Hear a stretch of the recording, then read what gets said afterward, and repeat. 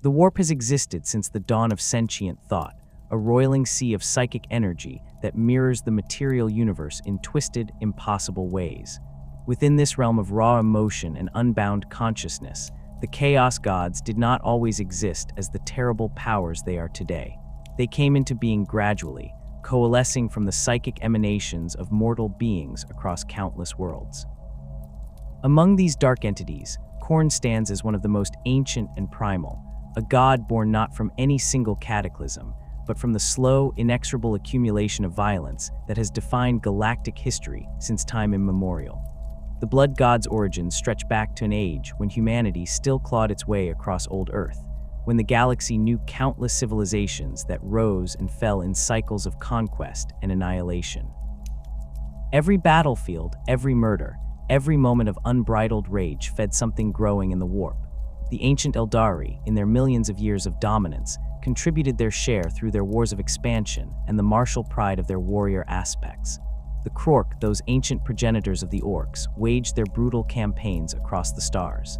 Countless other Xenos species, now long extinct or forgotten, added their violence to the churning mass of psychic energy that would eventually become Khorne. The exact moment of Khorne's awakening remains shrouded in the same temporal uncertainty that plagues all attempts to chronicle warp phenomena. The Immaterium does not follow the linear progression of time as mortals understand it. Events in the warp can precede their causes, and the past remains as mutable as the future. What scholars of the Forbidden can determine is that Khorne emerged during humanity's ancient past, when Terra knew the horrors of the Age of Strife and the wars that preceded it. Some fragmentary records suggest his consciousness solidified sometime during the second or third millennium, though such dating remains speculative at best. What distinguishes Khorne from his brother gods is the fundamental simplicity of his nature. Where Tzeentch embodies the labyrinthine complexity of ambition and change, and Nurgle represents the paradoxical acceptance of decay, Khorne is direct, brutal, and uncomplicated. He is rage given form, violence made manifest, the primal fury that lurks in the hearts of all sentient beings. This straightforward nature may explain why he achieved consciousness relatively early in the warp's evolution. Anger requires no sophistication to feel. A warrior driven to berserker fury on a Bronze Age battlefield contributes as much to Khorne's essence as a space marine lost to the red thirst in the current age. The relationship between Khorne and the other ancient chaos powers remains a subject of theological debate among those few scholars mad or desperate enough to study such things. Nurgle and Tzeentch are generally acknowledged as Khorne's contemporaries, the three of them forming a trinity of elder darkness that predates Slaanesh by tens of thousands of years. The exact sequence of their awakenings cannot be definitively established. Some heretical texts claim Nurgle arose first, born from the plagues and despair of the first civilizations. Others insist Tzeentch predates them all, being the inevitable result of sentient beings learning to hope and scheme. The truth likely matters little, as all three existed as fully conscious entities long before humanity reached for the stars. These three gods existed in a state of dynamic equilibrium for millennia, their domains overlapping and conflicting in the ever-changing landscape of the warp. Khorne's realm grew with every war, every act of bloodshed committed in the material universe. The Eldari Empire, at its height, inadvertently fed all the Chaos Gods through their excesses, but Khorne received his share from their warrior aspects and the martial prowess they cultivated. The fall of the Eldari and the birth of Slaanesh would later shatter this ancient balance, but for countless generations, the Blood God reigned over his domain of slaughter without the complications the youngest Chaos God would introduce. The mechanism by which mortal actions empower the Chaos Gods represents one of the fundamental horrors of the 40K universe. Every emotion, every thought, every deed creates ripples in the warp.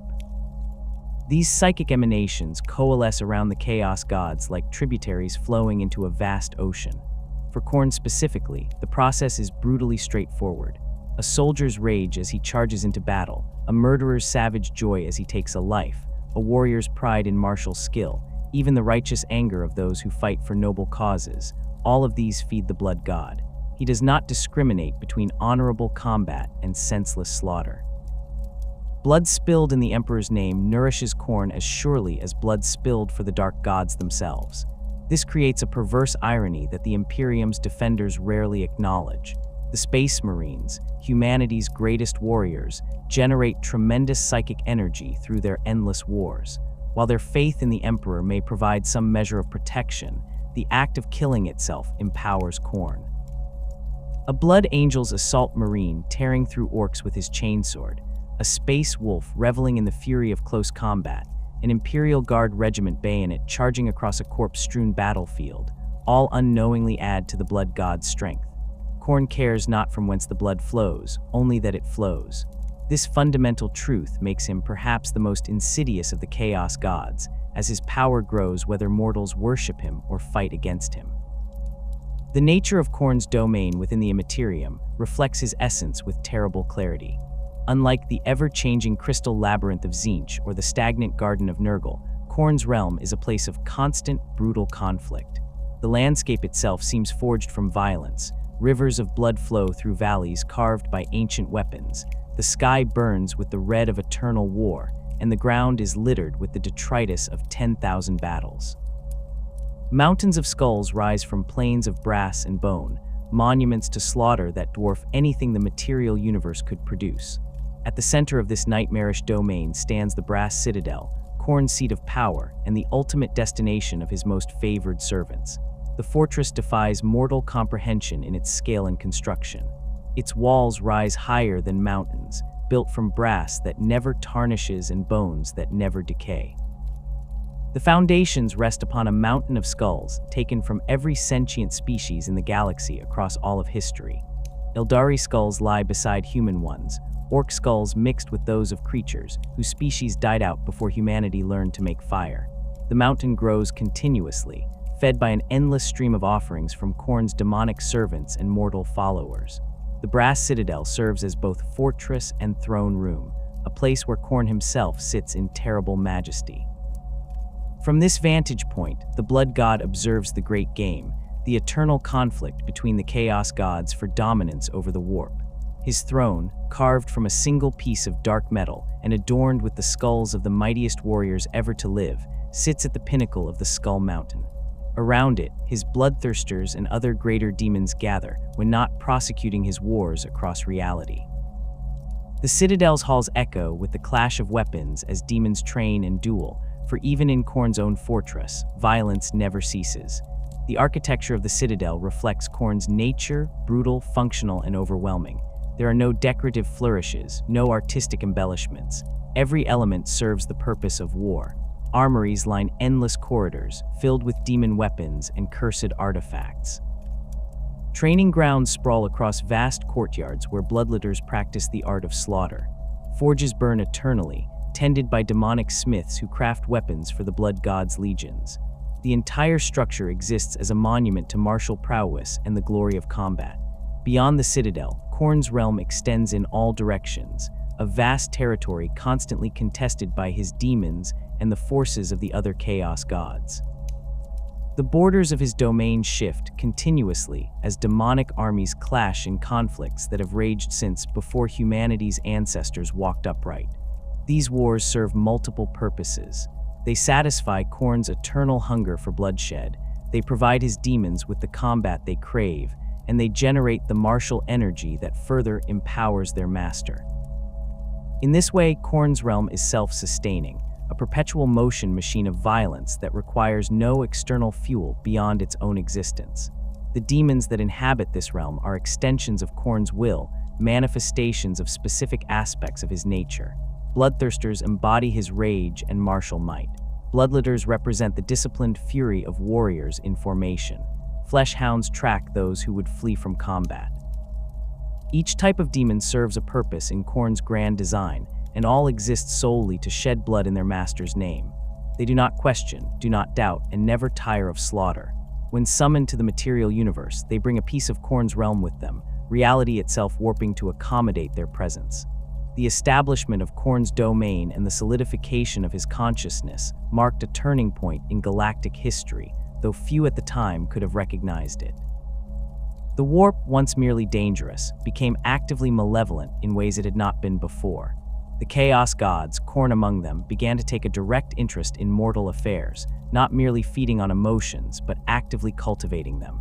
The blood god's influence seeped into the material universe through the dreams of warriors, the rage of the oppressed, and the bloodlust of conquerors. Civilizations that might have found peaceful solutions to their conflicts instead turned to war. Warriors who might have shown mercy instead gave in to slaughter. The blood god himself sits at the apex of this realm of endless violence, a manifestation of pure rage that dwarfs even his mightiest servants. Khorne's physical form, when he chooses to take one, appears as a massive figure clad in archaic armor of brass and blackened iron, every plate etched with the record of battles fought since the dawn of consciousness itself. His skin, where visible beneath the armor, burns with the red of freshly spilled blood. The god's face remains hidden behind a great horned helm, though those few who claim to have witnessed it speak of eyes that burn with an anger so profound it could shatter worlds. In one hand he grips a massive blade forged from the same dark metal as his throne, a weapon that has never known defeat and whose edge has tasted the blood of gods and mortals alike. The skull throne itself rises from the peak of the Skull Mountain like a monument to 10 billion years of slaughter. The throne's construction defies mortal understanding. It appears carved from a single piece of impossibly dark metal, yet its surface bears the texture of worked brass and the patina of ancient bronze. Skulls of every conceivable species have been incorporated into its structure, some fused into the metal itself, others mounted as grisly decorations. The skulls of Eldari Phoenix Lords sit beside those of Orc warbosses. Human champions rest near the remains of extinct Xenos races, whose names have been lost to time. Each skull represents a warrior of exceptional skill or a victim of particularly noteworthy violence, offerings deemed worthy of the blood god's personal attention. Around the base of the throne, an ocean of blood stretches to the horizon. This is not metaphor or illusion. Actual blood, drawn from countless billions of slain beings across reality, pools in an impossible sea that defies the laws of physics the material universe takes for granted. The blood never coagulates, never stagnates, but remains fresh and hot as though just spilled from a mortal wound. Waves of crimson crash against the shores of the Skull Mountain, driven by winds that howl with the death screams of the slain. The ocean's depths contain the dissolved essence of warriors who died in combat across the galaxy's history, their final moments of rage and pain preserved forever in this horrific repository.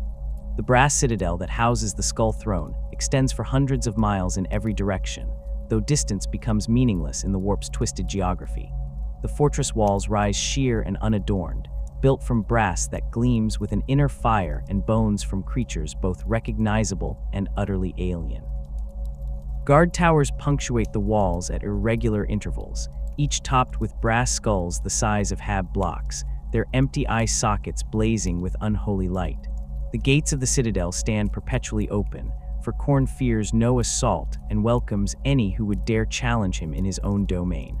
Those gates have never been closed in all the eons of the citadel's existence.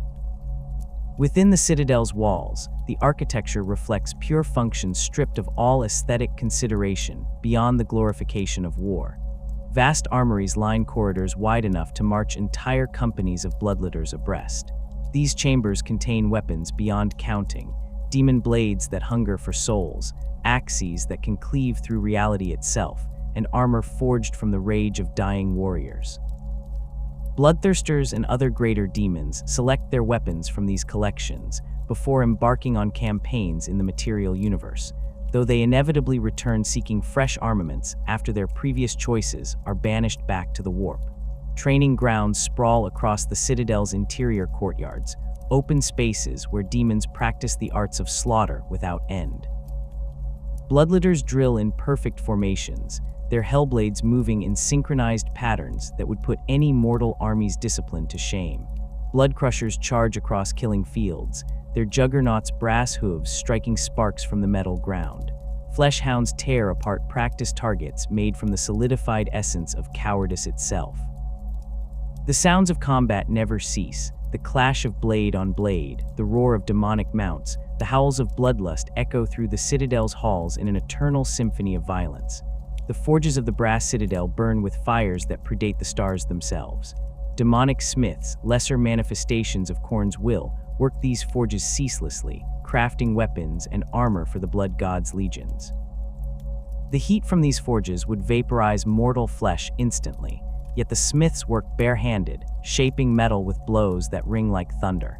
Each weapon produced in these forges carries a fragment of Khorne's essence, making even the simplest blade a thing of terrible power.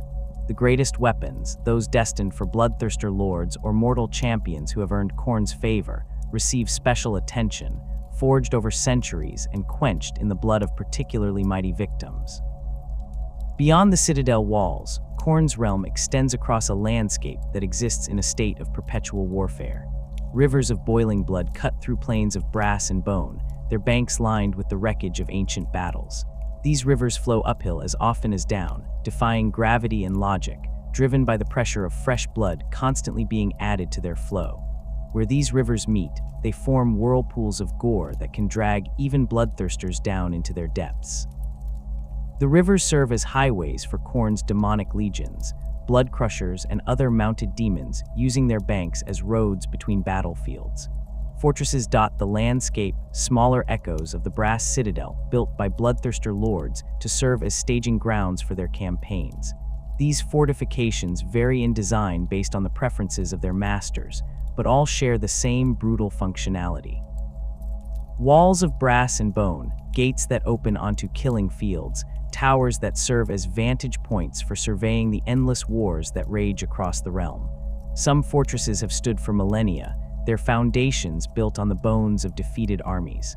Others are newer constructions, raised in the aftermath of particularly significant victories. All serve the same purpose, to project Khorne's power across his domain and provide bases from which his servants can launch attacks against the realms of the other chaos gods. The battlefields themselves stretch between these fortifications, vast expanses where demons wage war for no reason beyond the glory of combat itself. These conflicts follow no strategic logic that mortal minds could comprehend. Armies clash, break apart, and reform in different configurations. Victories mean nothing, as the defeated simply reform in the warp to fight again. The fighting serves its own purpose. It generates the psychic energy of violence that feeds Khorne. It keeps his demons sharp and battle-ready, and it entertains the blood god who watches from his throne. The greatest of these battlefields have names known even to some mortal scholars: the plains of brass, the valley of broken blades, the fields of endless slaughter. The hierarchy of Khorne's demonic servants reflects a brutal meritocracy based purely on martial prowess. At the apex of this hierarchy stand the bloodthirsters, Khorne's greatest champions and the most powerful demons in his service. These towering monsters stand 3 times the height of a man, their bodies combining humanoid form with bestial features. Massive bat-like wings sprout from their backs, allowing them to soar above battlefields before crashing down among their enemies. Their skin varies from deep crimson to almost black, stretched over muscles that could crush ceramite armor. Each bloodthirster carries weapons befitting their status, great axes that can cleave land raiders in half, whips that crack with the sound of breaking bones, swords longer than a man is tall. Bloodthirsters possess intelligence and personality beyond what most demons display. Each is an individual with their own preferences in combat, their own grudges and ambitions, their own methods of prosecuting war. They serve Khorne not out of mindless obedience, but because they share his nature completely. They exist for combat and find their greatest satisfaction in slaughter. A bloodthirster commands respect even from other chaos gods' greater demons, for their martial prowess is legendary across the warp. When a bloodthirster manifests in the material universe, entire armies have been known to break and run at the sight. Among the bloodthirsters, 8 lords stand above all others, champions who have earned Khorne's particular favor through deeds that echo across reality itself. Angrath the Unbound claims the title of mightiest bloodthirster, a demon of such power that his true name can shatter the minds of those who speak it. He stands taller than any of his kindred, wielding a massive axe called the Bloodflail that has ended the existence of countless champions. Angrath has led demonic incursions into real space that devastated entire sectors, his campaigns leaving trails of dead worlds in their wake. He earned his epithet through his ability to break free from bindings that would hold other demons, smashing through summoning circles and banishment wards through sheer furious will. Skarbrand the Exiled One holds a unique position in Khorne's hierarchy, the greatest warrior among the Bloodthirsters save Angrath, yet cast out from the Blood God's favor through treachery. Tzeentch, ever the schemer, whispered lies to Skarbrand that drove the Bloodthirster to attempt the unthinkable. He attacked Khorne himself. The Blood God's response was immediate and terrible. He seized Skarbrand and hurled him from the brass citadel, casting him out to tumble through the warp for what mortals would measure as days and nights. The fall burned away Skarbrand's wings, leaving only charred stumps, and scoured from him all capacity for emotion save rage. Now Skarbrand wanders the warp and material universe alike, unable to fly, unable to feel anything but endless fury, attacking anything he encounters with mindless savagery. Yet even in exile, Skarbrand remains one of the deadliest beings in existence, his twin axes slaughter and carnage having claimed more skulls than entire armies. Kabendha has earned particular notoriety through his conflicts with the Blood Angels Space Marine chapter and their successors. This bloodthirster has manifested during several pivotal moments in Imperial history, his appearances often coinciding with the Blood Angels' darkest hours. During the Horus Heresy, Kabendha led a demonic assault on the Blood Angels' homeworld of Baal, confronting Sanguinius himself in single combat. The Primarch defeated Kabendha, breaking the demon's back over his knee and casting him from the walls of the Blood Angels' fortress, but the encounter left its mark on both combatants. Kabendha has nursed a hatred for Sanguinius and his sons ever since, manifesting repeatedly throughout the millennia to torment the Blood Angels and their successor chapters.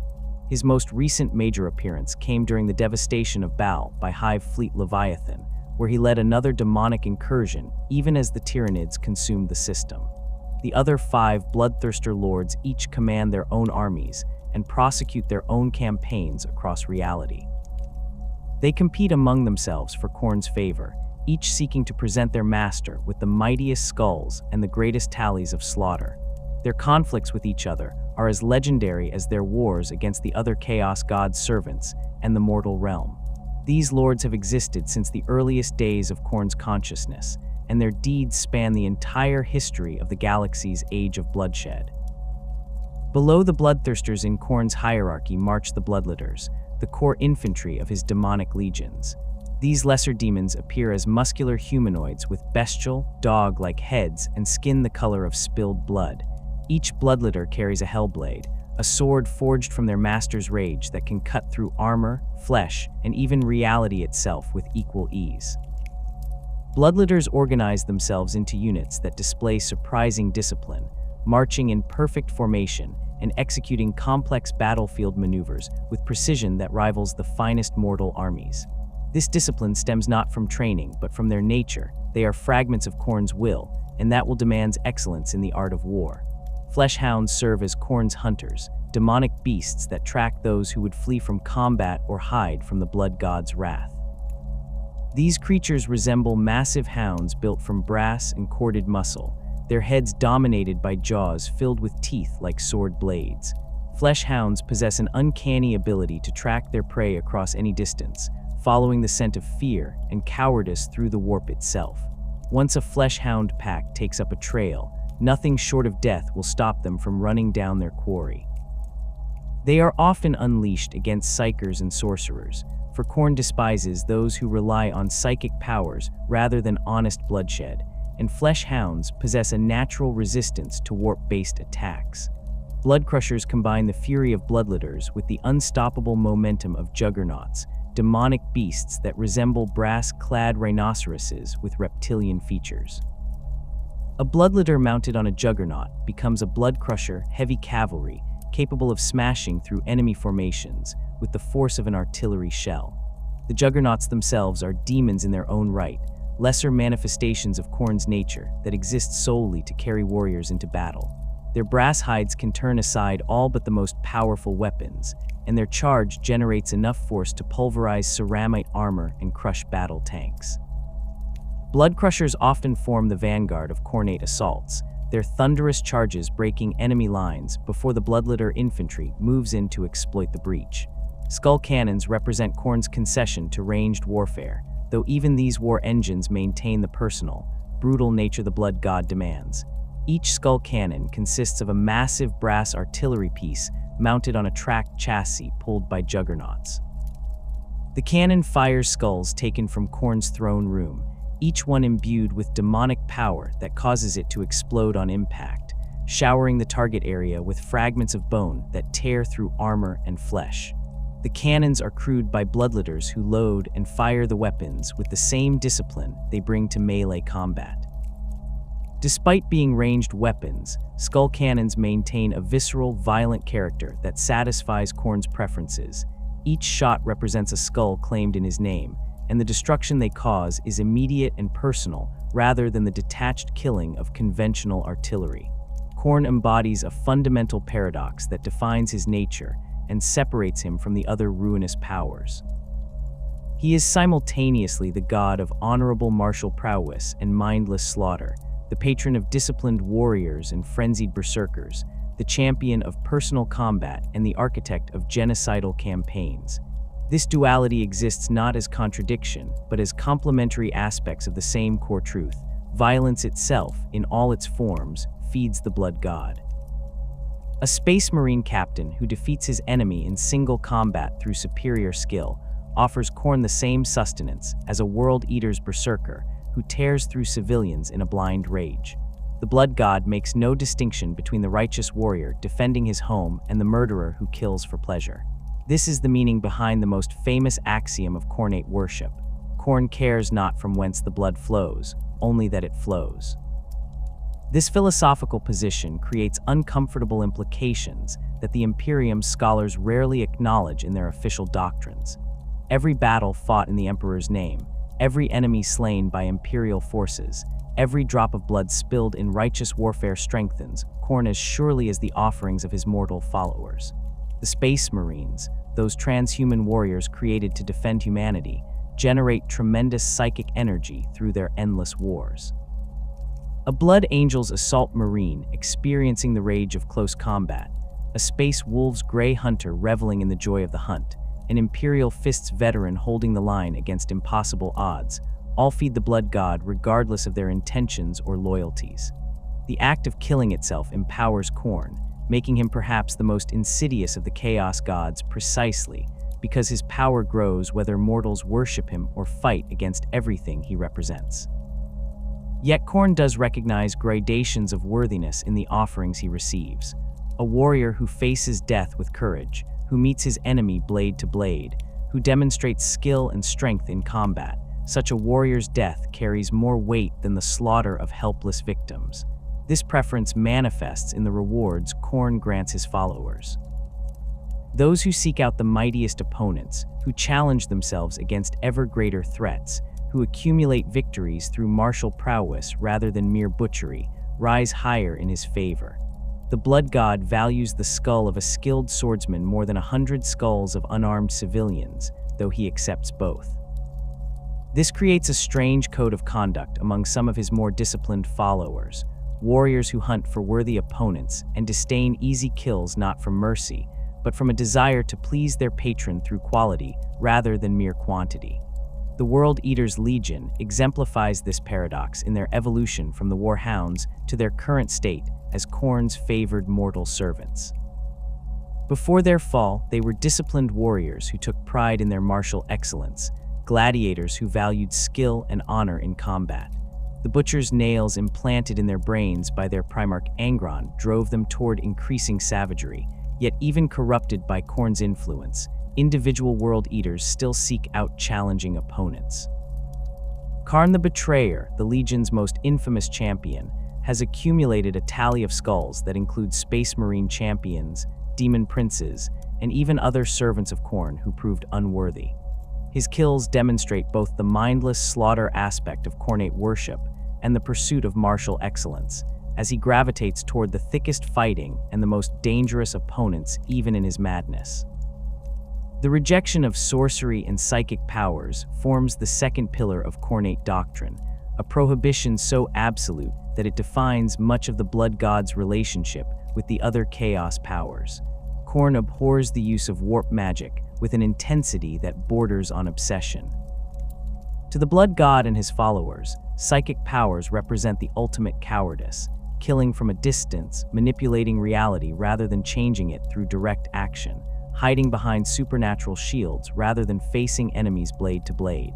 This hatred extends to all forms of sorcery, from the subtle manipulations of Tzeentchian cultists to the plague magic of Nurgle's followers.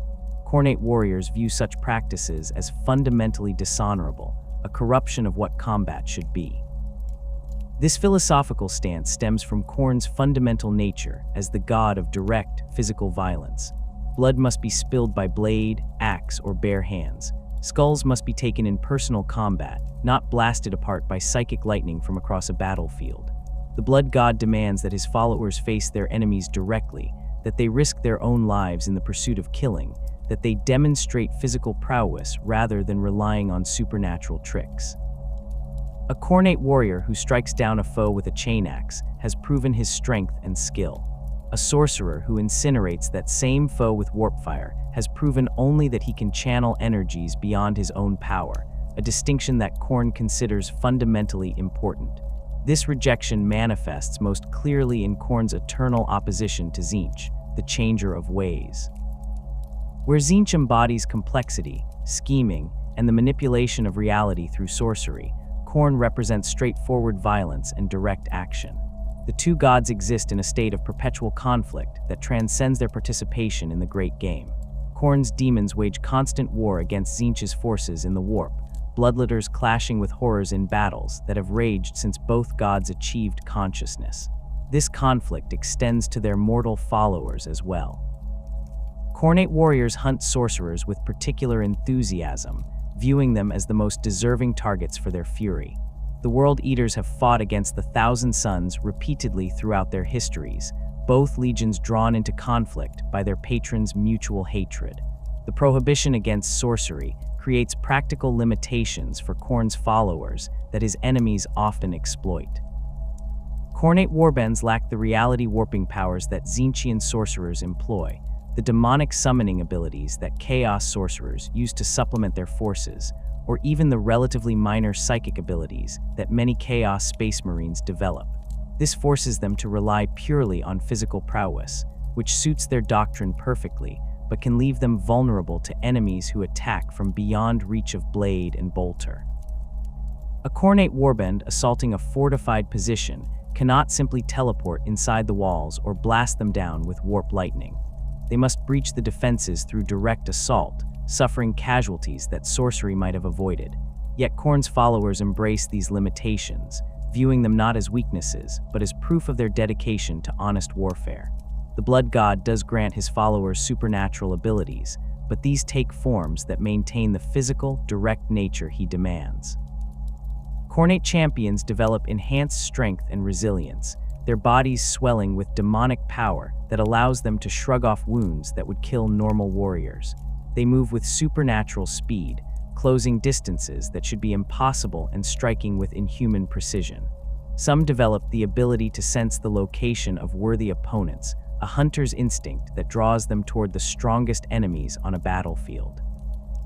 These gifts enhance their martial capabilities without violating the prohibition against sorcery, allowing Khornate warriors to compete with psyker-enhanced enemies while maintaining their philosophical purity. Flesh hounds and other Khornate demons possess an inherent resistance to psychic powers that makes them particularly effective hunters of sorcerers. This resistance does not stem from any magical defense, but from their fundamental nature as manifestations of Khorne's will. Psychic attacks that would devastate other targets simply fail to affect them, warp energies dissipating harmlessly against their brass-clad hides. This natural immunity allows them to close with psykers who rely on their powers for defense, dragging down sorcerers who thought themselves safe behind walls of psychic force. The terror that flesh hounds inspire in psykers stems not just from their physical threat, but from the knowledge that their greatest weapons will prove useless. The number 8 holds sacred significance in Khornate worship, appearing repeatedly in the symbolism, rituals, and organization of the blood god's followers. 8 bloodthirster lords stand above all others in Khorne's hierarchy. His sacred runes often incorporate 8 points or 8 angles. Khornate warbands organize themselves into units of 8 whenever possible, viewing this number as particularly auspicious. The significance of 8 in Khornate doctrine stems from ancient numerological associations with martial prowess and the cycles of violence that have defined galactic history. Some heretical texts suggest the number relates to the 8 aspects of warfare that Khorne embodies: rage, honor, martial skill, bloodlust, courage, strength, slaughter, and victory, though such theological speculation remains dangerous even to contemplate.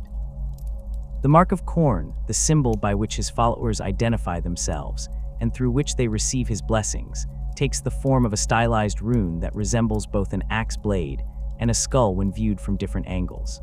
This mark appears on the armor, weapons, and flesh of Khornate warriors, burned into their bodies through rituals that cause agonizing pain that true followers welcome as proof of their dedication. The mark serves multiple purposes beyond simple identification. It marks the bearer as Khorne's property, protecting them from the predations of other Chaos God's demons, while simultaneously making them targets for the Blood God's enemies. It channels Khorne's power into the bearer, granting them enhanced physical capabilities and resistance to fear. Most significantly, it binds the bearer's soul to Khorne, ensuring that upon death they will be claimed by the Blood God regardless of any other factors. Khornate iconography revolves around 3 primary elements: skulls, brass, and blood. These symbols appear on every artifact, structure, and demon associated with the Blood God, creating a visual language instantly recognizable across the galaxy. Skulls represent the tally of kills, the accumulation of victories, the physical proof of martial prowess.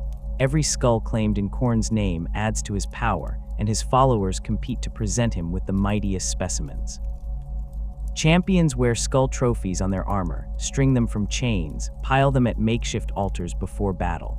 The skulls need not come from worthy opponents. Any kill contributes to the total, but the greatest warriors seek out the most impressive specimens to demonstrate their prowess. Brass serves as Khorne's sacred metal, appearing in the construction of his citadel, the armor of his demons, and the weapons of his mortal followers.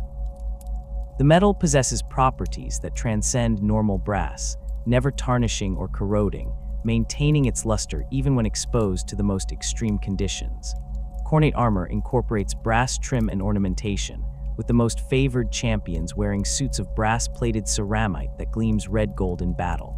The metal seems to resonate with the Blood God's power, growing warm to the touch during combat, and sometimes glowing with inner fire when its wearer enters a killing frenzy. Brass weapons, particularly axes and swords, hold special significance, with master-crafted brass blades passed down through generations of Khornate warbands as treasured relics. Blood itself forms the most fundamental element of Khornate symbolism, the literal substance through which his followers demonstrate their devotion. Khornate rituals invariably involve bloodshed, from simple offerings of slain enemies to elaborate ceremonies where the participants open their own veins to anoint weapons and armor. The blood must be fresh, spilled through violence rather than peacefully donated. Its color, the deep red of arterial spray, the darker crimson of venous flow, appears in the armor, banners, and war paint of Khorne's followers.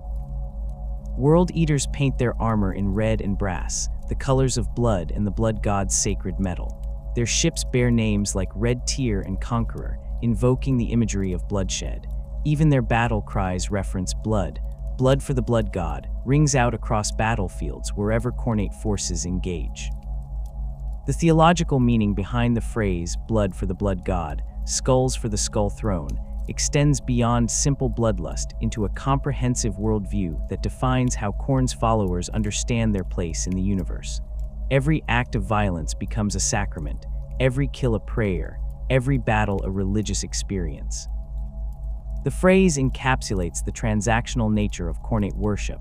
Followers offer blood and skulls, and in return receive power, purpose, and the promise of eternal glory in their God's service.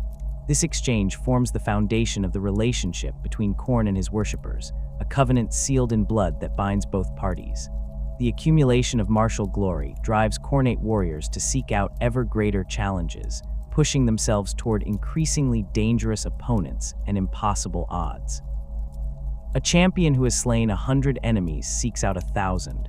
One who has killed 1,000 hunts for worthier prey, space marines, greater demons, even other Khornate champions who might provide a genuine test.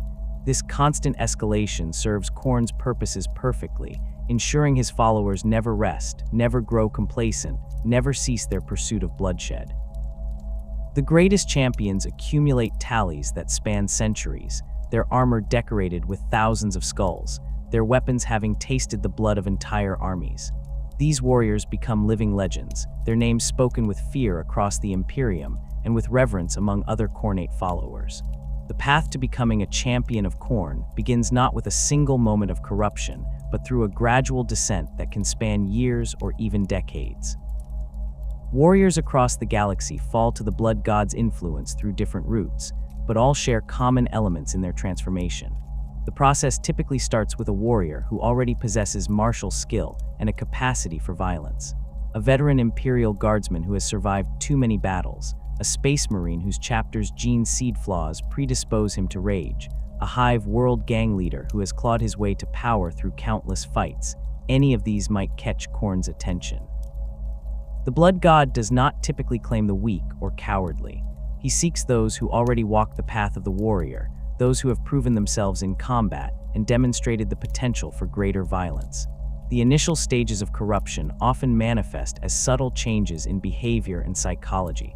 A warrior finds himself seeking out combat more eagerly than before, volunteering for the most dangerous assignments, feeling restless during periods of peace. The satisfaction of victory becomes less about achieving objectives and more about the act of killing itself.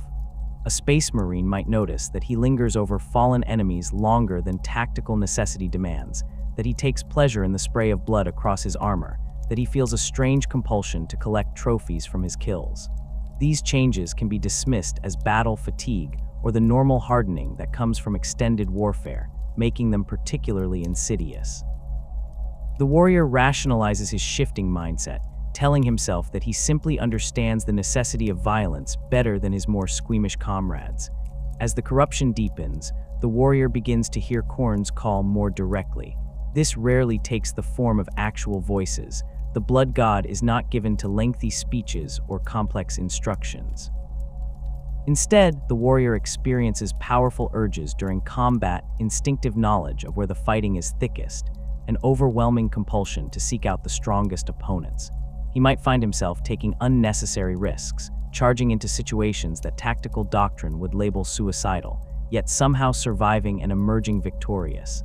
These successes reinforce the behavior, creating a feedback loop where the warrior increasingly trusts these violent impulses over his training and reason.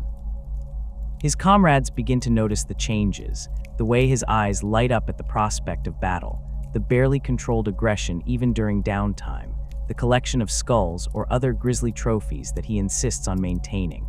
The accumulation of skulls becomes central to a Khornate warrior's existence as his corruption progresses.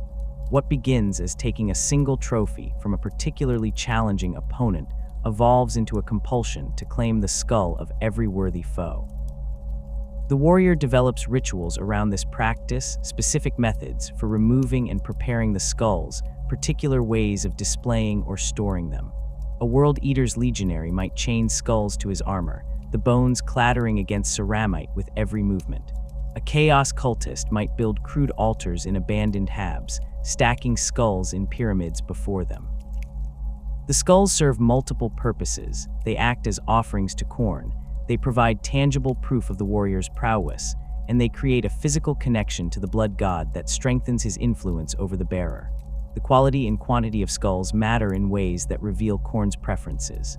A champion who presents his patron with the skull of a chapter master or an Eldar autarch demonstrates greater worth than one who offers a pile of civilian remains.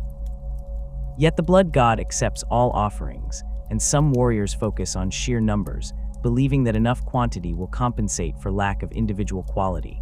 This creates different approaches to Khornate worship among his followers. Some become hunters, stalking the most dangerous prey they can find and accumulating small collections of exceptionally valuable trophies. Others become reapers, cutting through entire populations and building mountains of skulls through sustained slaughter. Both approaches please Khorne, though he reserves his greatest rewards for those who combine quality and quantity, champions who can claim both the skulls of mighty heroes and the heads of their entire armies. The bestowal of the Mark of Khorne represents a crucial threshold in a warrior's transformation. This occurs when the blood god himself acknowledges a follower's dedication and claims them as his own. The mark manifests differently for each recipient, but the process invariably involves intense pain and permanent physical change. For some, the mark burns itself into their flesh during the heat of battle, appearing as a brand that glows red-hot before cooling into a permanent scar. For others, it emerges gradually, the skin slowly reshaping itself into Khorne's rune over days or weeks of constant agony. Space Marines sometimes find their armor fusing with their flesh at the point where the mark appears, ceramite and bone merging into a single substance that bears the blood god's symbol. Receiving the mark grants tangible benefits that make the pain worthwhile from the recipient's perspective. The marked warrior gains enhanced strength and resilience, their body infused with a measure of Khorne's power. They heal from wounds faster than before, their blood clotting almost instantly, and injuries that should be crippling becoming merely painful. They can fight for extended periods without tiring, pushing past the normal limits of even enhanced physiology through sheer fury. The mark also provides protection against the predations of other chaos powers. A warrior bearing Khorne's symbol cannot be easily corrupted by Tzeentch's whispers or Nurgle's plagues, though this protection comes at the cost of absolute loyalty to the blood god. Breaking faith with Khorne after receiving his mark results in consequences far worse than death. The marked warrior finds their personality shifting more dramatically after this threshold. The rage that previously required provocation now simmers constantly beneath the surface, ready to explode at the slightest trigger.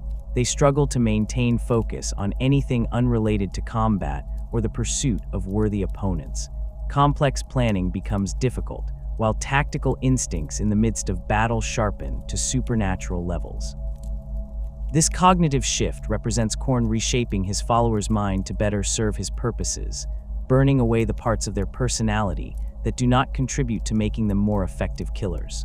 A marked warrior might forget the names of former comrades or the details of campaigns fought before their corruption, yet remember with perfect clarity every worthy opponent they have faced and exactly how each one died. The transformation from marked warrior to full champion requires accumulating a record of victories that catches Khorne's attention among the countless millions who bear his mark. This typically involves either a single act of extraordinary violence or a sustained campaign of bloodshed that stands out even by Khornate standards. A warrior might achieve championship by defeating a particularly mighty opponent in single combat, killing a Space Marine captain, bringing down a greater demon of a rival god, or besting another Khornate champion in a duel. Alternatively, they might lead a warband that devastates an entire sector, leaving a trail of dead worlds behind them. The specific requirements vary, as Khorne's favor follows no predictable pattern, but all champions share the distinction of having proven themselves exceptional even among the blood gods chosen. Champions of Khorne receive gifts that elevate them far above common warriors. Their bodies undergo further mutations that enhance their combat effectiveness. They might grow to enormous size, towering over their former battle brothers. Their muscles might swell until they can tear apart armored vehicles with their bare hands. Some develop additional organs dedicated to producing adrenaline and other combat stimulants, keeping them in a permanent state of heightened aggression. Others find their bones thickening and hardening until they can shrug off blows that would pulverize normal skeletons. These mutations follow no consistent pattern. Each champion's transformation reflects both Khorne's will and the individual's own nature, creating unique monstrosities that share only their dedication to slaughter. Demon weapons represent another category of reward that Khorne bestows on his champions. These artifacts contain bound demons, lesser manifestations of the blood gods, while imprisoned within axes, swords, and other implements of war. A demon weapon possesses intelligence and malevolence of its own, communicating with its wielder through emotions and impulses rather than words. The weapon hungers for blood as much as its bearer does, driving them toward ever greater violence. In exchange for this constant pressure toward slaughter, the weapon grants supernatural cutting power, the ability to wound enemies that normal weapons cannot harm, and sometimes additional abilities like the power to drain the life force of those it strikes. The relationship between champion and demon weapon is never comfortable. The weapon constantly tests its bearer's will, seeking to dominate them entirely, while the champion must maintain enough control to direct the weapon's fury at his enemies rather than letting it consume him. Khorne the Betrayer stands as the most infamous mortal champion in Khorne's service, his legend spanning 10,000 years from the Horus Heresy to the current age. Born as a line officer in the Warhound's Legion before they were renamed the World Eaters, Khorne served as equerry to his Primarch Angron and earned a reputation for both martial skill and a degree of stability unusual among his increasingly unstable legion. The Butcher's nails implanted in the World Eater's brains drove most of the Legion toward mindless savagery, but Khorne maintained enough control to serve as a voice of relative reason, often mediating disputes between his battle brothers and keeping the Legion functional despite their neurological damage. The Horus Heresy transformed Khorne from a disciplined warrior into the monster he would become. During the Shadow Crusade alongside the Word-Bearers, Khorne and his legion prosecuted a campaign of destruction across the Ultramarines realm that left dozens of worlds burning. The constant warfare fed the Butcher's nails' demands for violence, while simultaneously pushing Khorne deeper into Khorne's embrace. The breaking point came after the Heresy's end, when the World Eaters found themselves trapped in the warp following their defeat. Infighting broke out among the Legion as different factions blamed each other for their failure. Khorne, driven to the edge of sanity by the nails and pushed beyond reason by Khorne's whispers, snapped entirely. He fell upon his own brothers with his chain-axe Gorchild, killing indiscriminately in a rampage that lasted days. When he finally stopped, the World Eater's Legion had been shattered into the fragmented warbands that exist today, and Khorne had earned his epithet, the Betrayer. Modern Khorne bears little resemblance to the warrior he once was. His armor, ancient Mark V power armor in the World Eater's colors of white and blue now stained with millennia of bloodshed, has fused with his flesh in places where the Mark of Khorne burned itself into his body. Gorchild, the chain axe he took from a fallen brother during the heresy, has become a legendary weapon in its own right, its teeth having tasted the blood of countless thousands. Khorne wanders the galaxy without apparent purpose beyond seeking the next battle, the next worthy opponent, the next opportunity to add to his tally of skulls. He has fought alongside various Chaos warbands, but his presence inevitably leads to disaster for his temporary allies. The Betrayer lives up to his name repeatedly, turning on supposed comrades when the nails demand blood and no other enemies remain available. The Butcher's nails that drive Khorne and his World Eater's brothers represent a unique form of corruption that predates their fall to chaos. Angron bore these archaeotech implants in his brain from his time as a slave gladiator, crude devices that stimulated aggression while simultaneously causing constant pain that only violence could temporarily relieve. When Angron took command of the 12th Legion, he ordered the Legion's apothecaries to replicate the nails and implant them in his sons, wanting them to share his experience.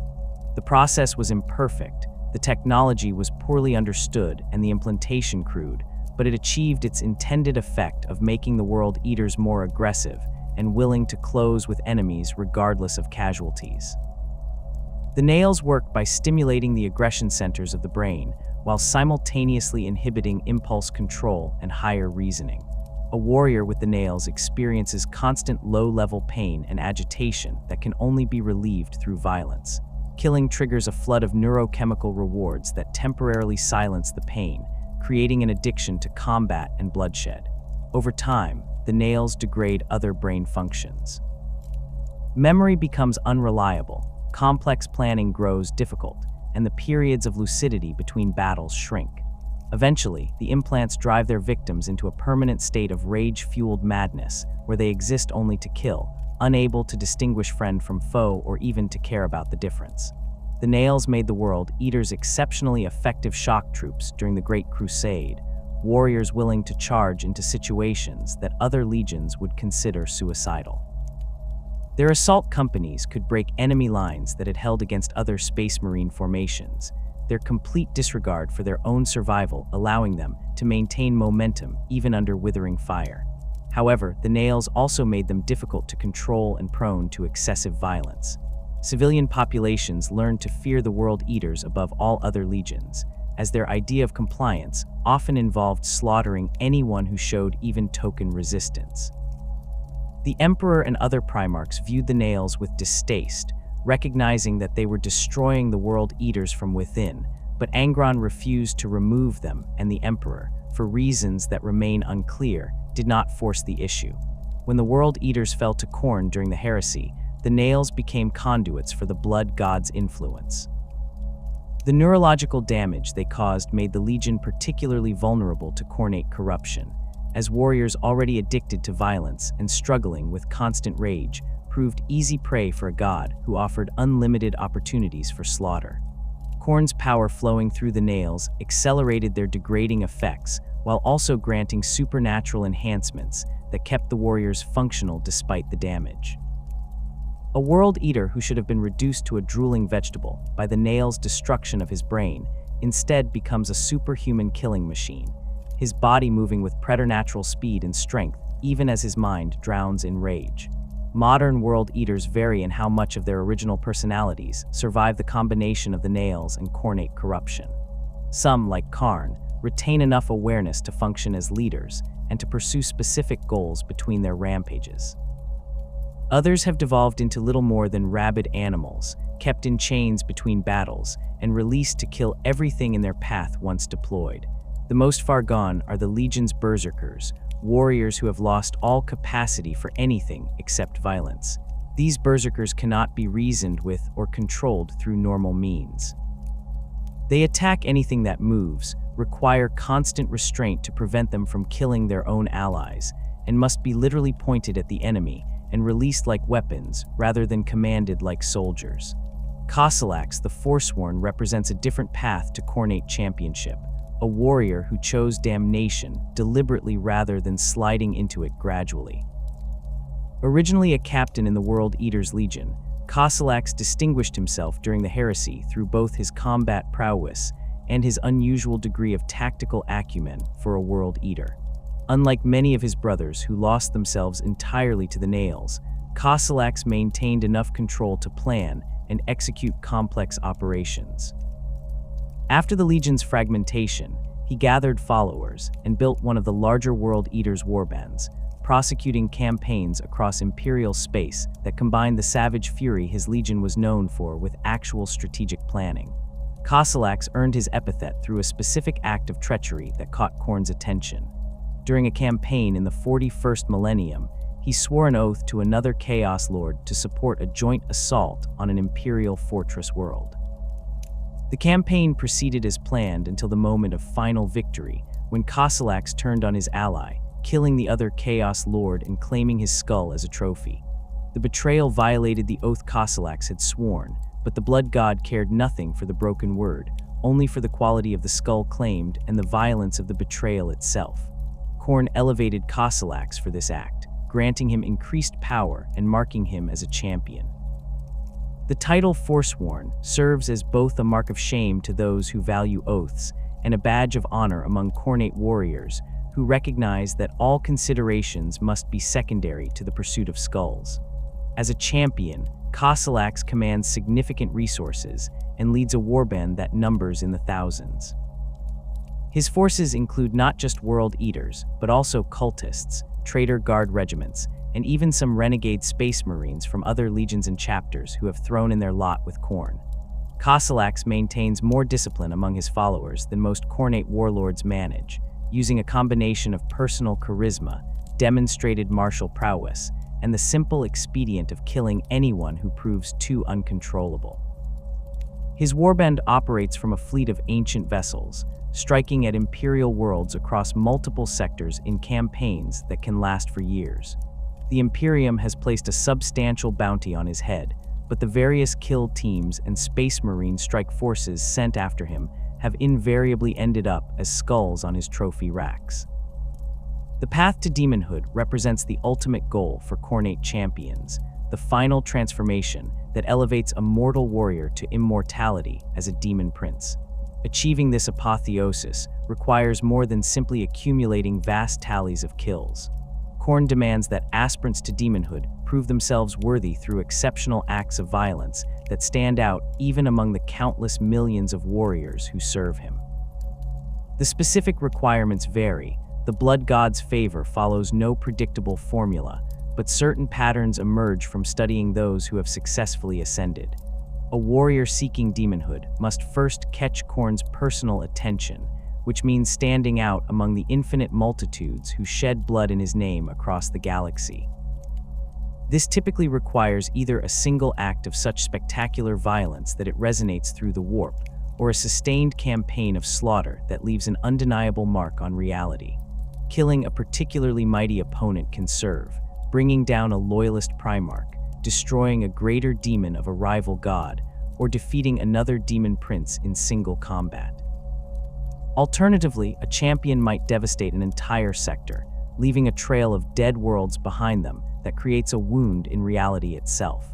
The key is that the act must be significant enough to draw the blood god's gaze away from the countless other warriors competing for his favor.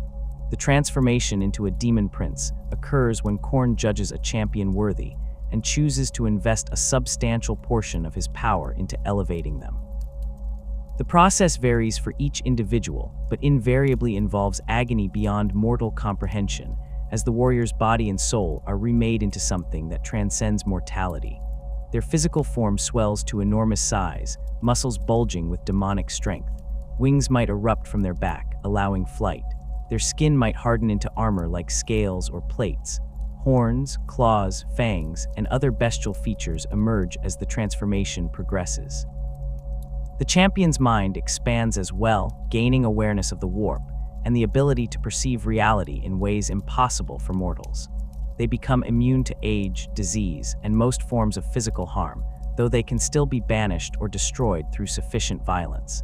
Demon princes of Khorne retain more of their original personalities than demons born directly from the warp, as they were once mortal, and carry those memories and experiences forward into their new existence. This makes them more versatile than bloodthirsters in some ways, as they can still think strategically and understand mortal psychology in ways that pure demons struggle with. However, they also remain bound by Khorne's nature and demands. A demon prince must continue to shed blood and claim skulls, must seek out worthy opponents and prove their martial prowess repeatedly.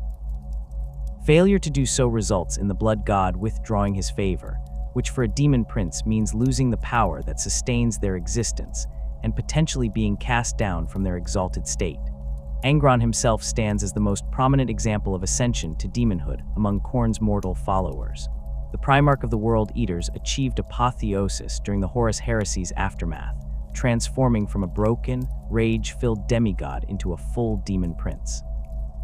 The transformation occurred during the World Eaters' exile in the warp following their defeat at Terra, when Angron finally surrendered completely to Khorne's influence. His body underwent a horrific metamorphosis, swelling to titanic proportions and sprouting wings, horns, and other demonic features. The butcher's nails that had tormented him throughout his mortal life became irrelevant, their pain subsumed into the greater agony and ecstasy of his transformation. As a demon Primarch, Angron has led several major incursions into real space, most notably the First War for Armageddon in the 41st millennium, where his rampage required the intervention of an entire Space Marine chapter and a Grey Knight strike force to banish him. The 12th Legion came into being during the earliest days of the Emperor's grand project to create the Space Marines, forged in the Gene laboratories beneath the Himalaysian mountains on Terra alongside their brother legions. The Emperor designed each legion with specific purposes in mind, their gene seed engineered to produce warriors suited to particular styles of warfare. The 12th received genetic coding that emphasized aggression and close-quarters combat capability, creating Space Marines who excelled at assault operations and breakthrough attacks. These traits would serve them well during the Great Crusade, though they would also make the Legion particularly vulnerable to the corruption that would eventually claim them. Before their Primarch's discovery, the 12th Legion bore the name Warhounds, a title that reflected both their ferocity in battle and their origins. The first recruits came from the fighting pits and gang territories of Terra's hive cities, young men who had survived the brutal competition of the Underhives and possessed the aggression and survival instincts the Legion required. These Terran warhounds developed a culture that valued martial prowess and direct action, disdaining complicated strategies in favor of straightforward assault tactics. They painted their armor white and blue, colors that would later be retained by the World Eaters, and they carved tally marks into their armor to record their kills, an early version of the skull-counting obsession that would define their fallen future. The Warhounds distinguished themselves during the early Great Crusade campaigns, deployed alongside other legions to bring humanity's scattered colonies back into the fold. They specialized in urban warfare and boarding actions, situations where their preference for close combat proved most effective. When enemy forces fortified positions that other legions struggled to crack, the Warhounds would be unleashed to break through regardless of casualties. Their assault companies earned reputations for accepting losses that other legions considered excessive, but they consistently achieved their objectives. The other legions respected the Warhounds' effectiveness, while privately considering them somewhat crude and unsophisticated shock troops who lacked the tactical flexibility of legions like the Ultramarines or the Luna Wolves. The Legion's command structure during this period emphasized small unit leadership and aggressive junior officers. Warhounds captains led from the front, personally participating in the thickest fighting rather than directing operations from command posts. This leadership style created a culture where rank was earned through demonstrated combat prowess rather than administrative ability or strategic planning. A Warhound sergeant who accumulated the most kills in a campaign might find himself promoted to lead a company, while an officer who showed excessive caution risked losing the respect of his men. This meritocracy based on violence served the Legion adequately during the Crusade, but would prove disastrous once Khornate corruption took hold, as it provided no counterweight to the increasing bloodlust that would eventually consume them.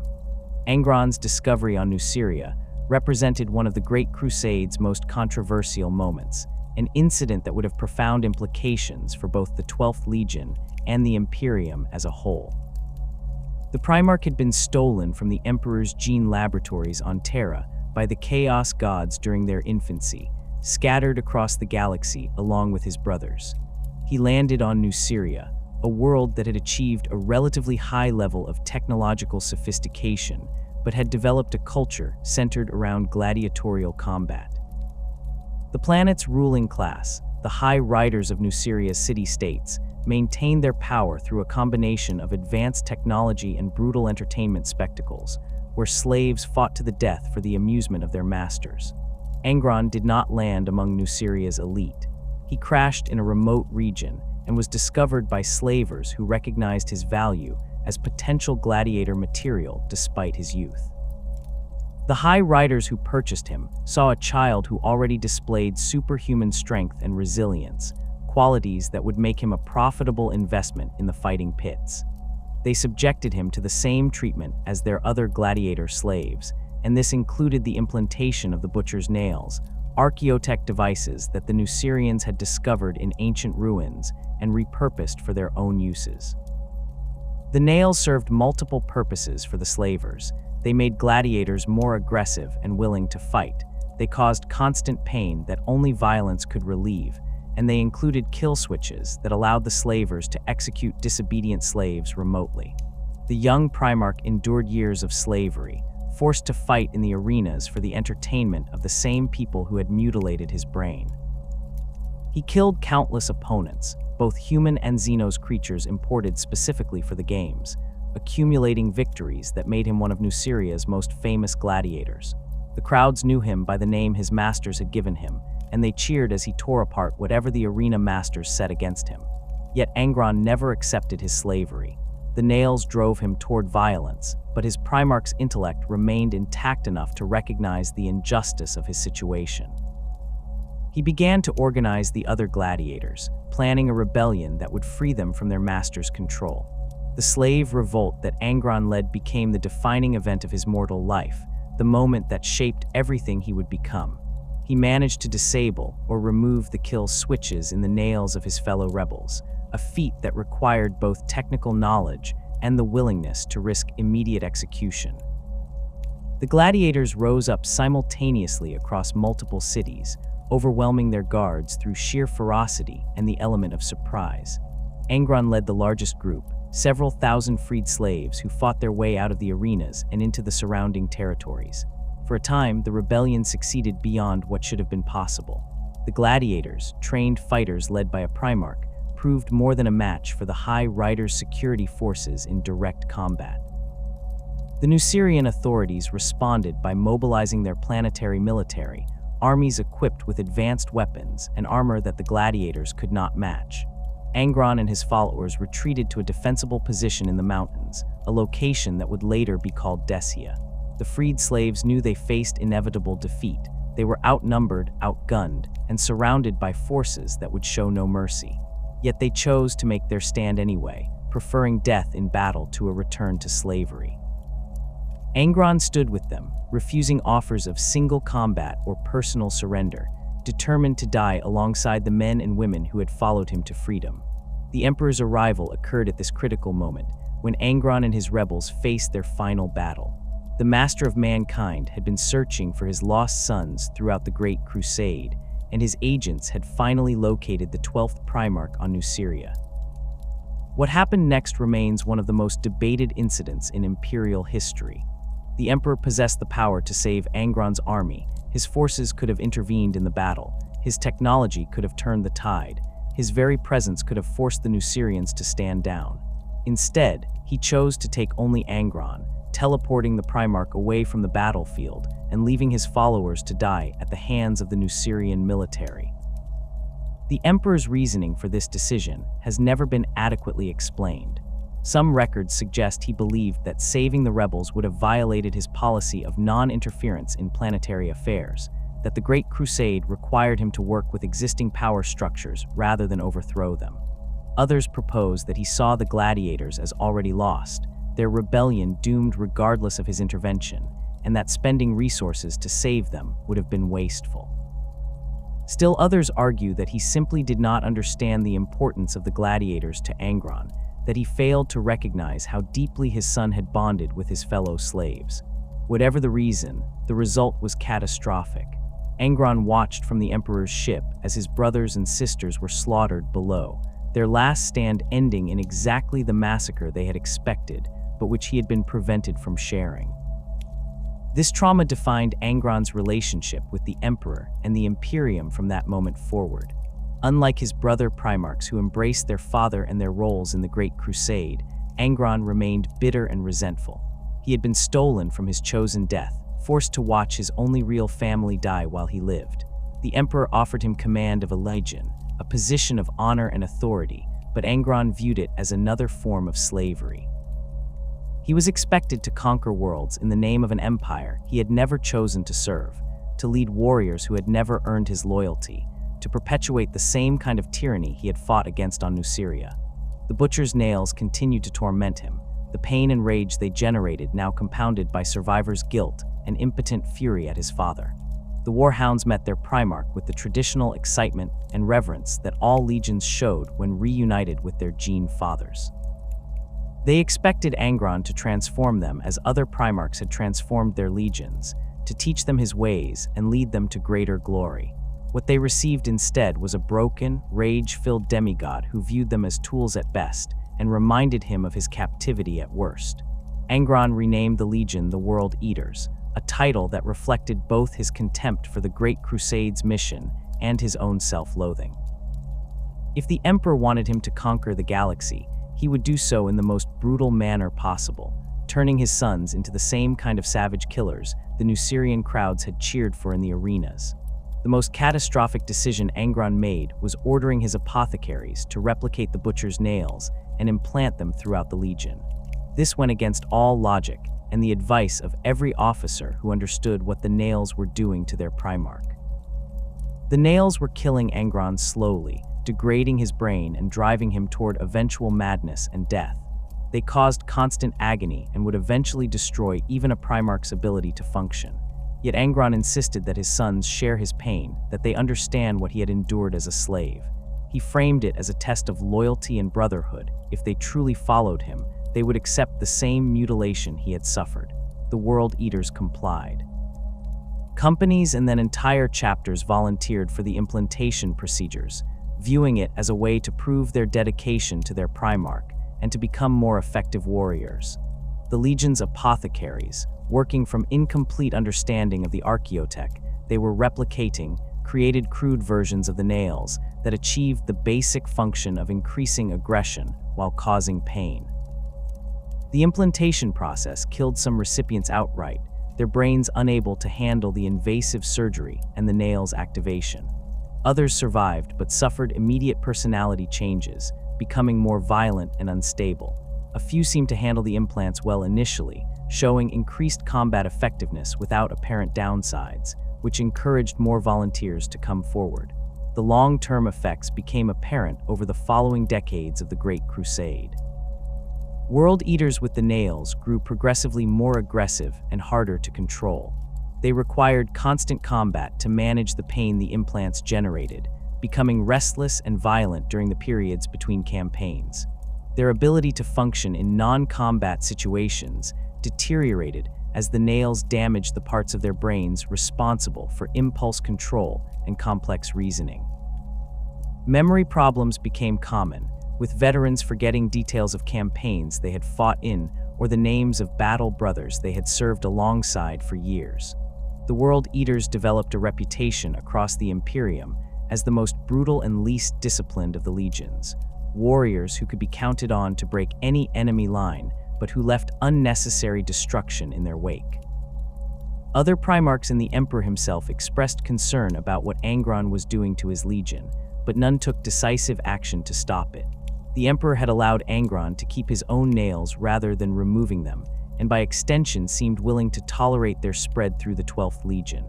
Some Primarchs, like Horus and Lorgar, maintained friendly relationships with Angron despite their private misgivings.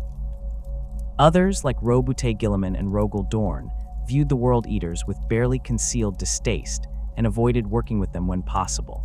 The World Eaters themselves became increasingly isolated from the rest of the Imperium's military forces, their reputation for excessive violence making other units reluctant to fight alongside them. When the Horus Heresy erupted and the War Master revealed his betrayal, Angron sided with the traitors immediately and enthusiastically. Unlike some Primarchs who agonized over their decision or required convincing, Angron saw the heresy as an opportunity to finally strike back at the Emperor, who had stolen him from his chosen death. The World Eaters participated in the initial massacre at Istvan III, where loyalist elements of the traitor legions were purged through orbital bombardment and ground assault. World Eaters' companies that had remained loyal to the Emperor found themselves attacked by their own battle brothers. The nails induced aggression of the traitors, making the betrayal particularly savage. The survivors of Istvan III reported that the World Eaters showed no hesitation or remorse, killing their former comrades with the same enthusiasm they brought to any combat. At Istvan V, the World Eaters formed part of the trap that decimated 3 loyalist legions. When the Iron Hands, Salamanders, and Raven Guard made their landing, expecting support from the traitor legions who had pretended to remain loyal, the World Eaters were among the first to reveal the deception. They charged into the loyalist forces with characteristic fury, their assault breaking the cohesion of the landing force and enabling the massacre that followed. Angron himself led from the front, his presence on the battlefield driving his sons to even greater heights of violence. The drop site massacre at Istvan V provided the World Eaters with exactly the kind of combat they craved: close quarters slaughter against worthy opponents with no need for restraint or mercy. The Shadow Crusade represented the World Eaters' most significant contribution to the heresy's prosecution. Angron and his legion joined forces with Lorgar and the Word-Bearers to prosecute a campaign of devastation across Ultramar, the 500 worlds that Roboute Guilliman had built into a model of imperial governance. The 2 legions made for strange allies. The Word-Bearers were zealots who had embraced chaos worship with religious fervor, while the World Eaters cared nothing for gods or theology and simply wanted to kill. Yet Lorgar and Angron maintained a functional partnership, the Word-Bearers providing strategic planning and demonic support, while the World Eaters served as the assault force that broke enemy resistance. The Shadow Crusade left a trail of dead worlds across Ultramar. The World Eaters did not conquer planets, they destroyed them. Populations were slaughtered wholesale, infrastructure demolished, anything of value burned or torn apart. The campaign served multiple purposes for the traitors. It kept Guilliman and his Ultramarines occupied, preventing them from reinforcing Terra during the final stages of the heresy. It provided the Word-Bearers with opportunities to conduct demonic rituals and spread chaos corruption. Most importantly for the World Eaters, it gave them unlimited opportunities for the violence they craved, battle after battle against an enemy who would not surrender or retreat. Angron's transformation into a demon Primarch occurred during the Shadow Crusade, specifically on the world of Nuceria. Lorgar had orchestrated events to bring his brother back to the planet where Angron had been enslaved, and there the Word-Bearers conducted a massive ritual that would complete Angron's fall to Khorne. The Primarch, already dying from the nails' degradation of his brain, embraced demonhood as an escape from the pain and mortality that plagued him. The transformation was agonizing and spectacular, Angron's body swelling to enormous size and sprouting wings, horns, and other demonic features. He became a being of pure rage, a demon Primarch of Khorne who existed to kill and destroy. The newly ascended Angron led his legion in destroying Nuceria completely, reducing the world that had enslaved him to a lifeless rock as his first act in his new form. The World Eaters participated in the siege of Terra, though their contribution was less organized than that of other traitor legions. By this point, the Nails and Khornate corruption had degraded the legion's cohesion to the point where they functioned more as a mob of individual killers than as a proper military force. They assaulted the Imperial Palace's walls with suicidal fury, throwing themselves at the defenses in waves that suffered horrific casualties, but gradually wore down the defenders through sheer persistence. Angron himself manifested on Terra, his demonic form towering over the battlefield and requiring the intervention of loyalist Primarchs to drive back. The World Eaters fought until the very end of the siege, and when Horus fell and the traitor forces retreated, they were among the last to withdraw, still trying to kill loyalists even as the retreat became a rout. The Legion's fate following the heresy mirrored that of the other traitor legions, exile in the Eye of Terror and gradual fragmentation into smaller warbands.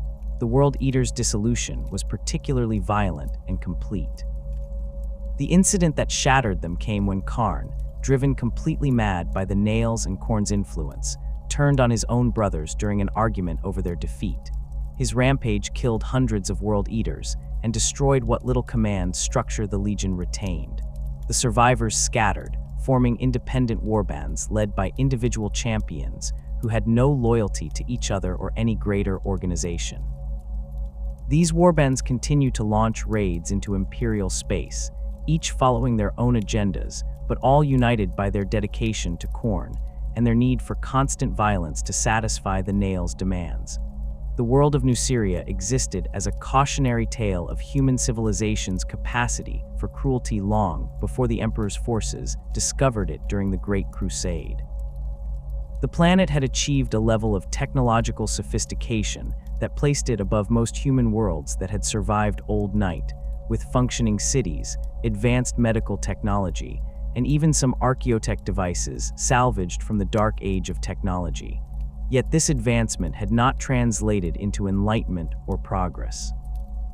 Instead, Nucerian society had crystallized around a brutal caste system where the ruling elite, known as High Riders, maintained their power through a combination of technological superiority and carefully cultivated bread and circuses spectacle. The gladiatorial arenas formed the centerpiece of this system, massive structures where slaves fought and died for the entertainment of crowds that numbered in the hundreds of thousands. The High Riders had discovered archaeotech neural implants in ancient ruins, devices whose original purpose remained unknown, but which the Nucerians had repurposed into instruments of control. These implants, which would later be known as the butcher's nails, served multiple functions for the slavers who used them. The devices stimulated the aggression centers of the brain, while simultaneously generating constant neurological pain that could only be temporarily relieved through acts of violence. This made implanted gladiators more willing to fight and less capable of planning rebellions during the brief periods between arena matches.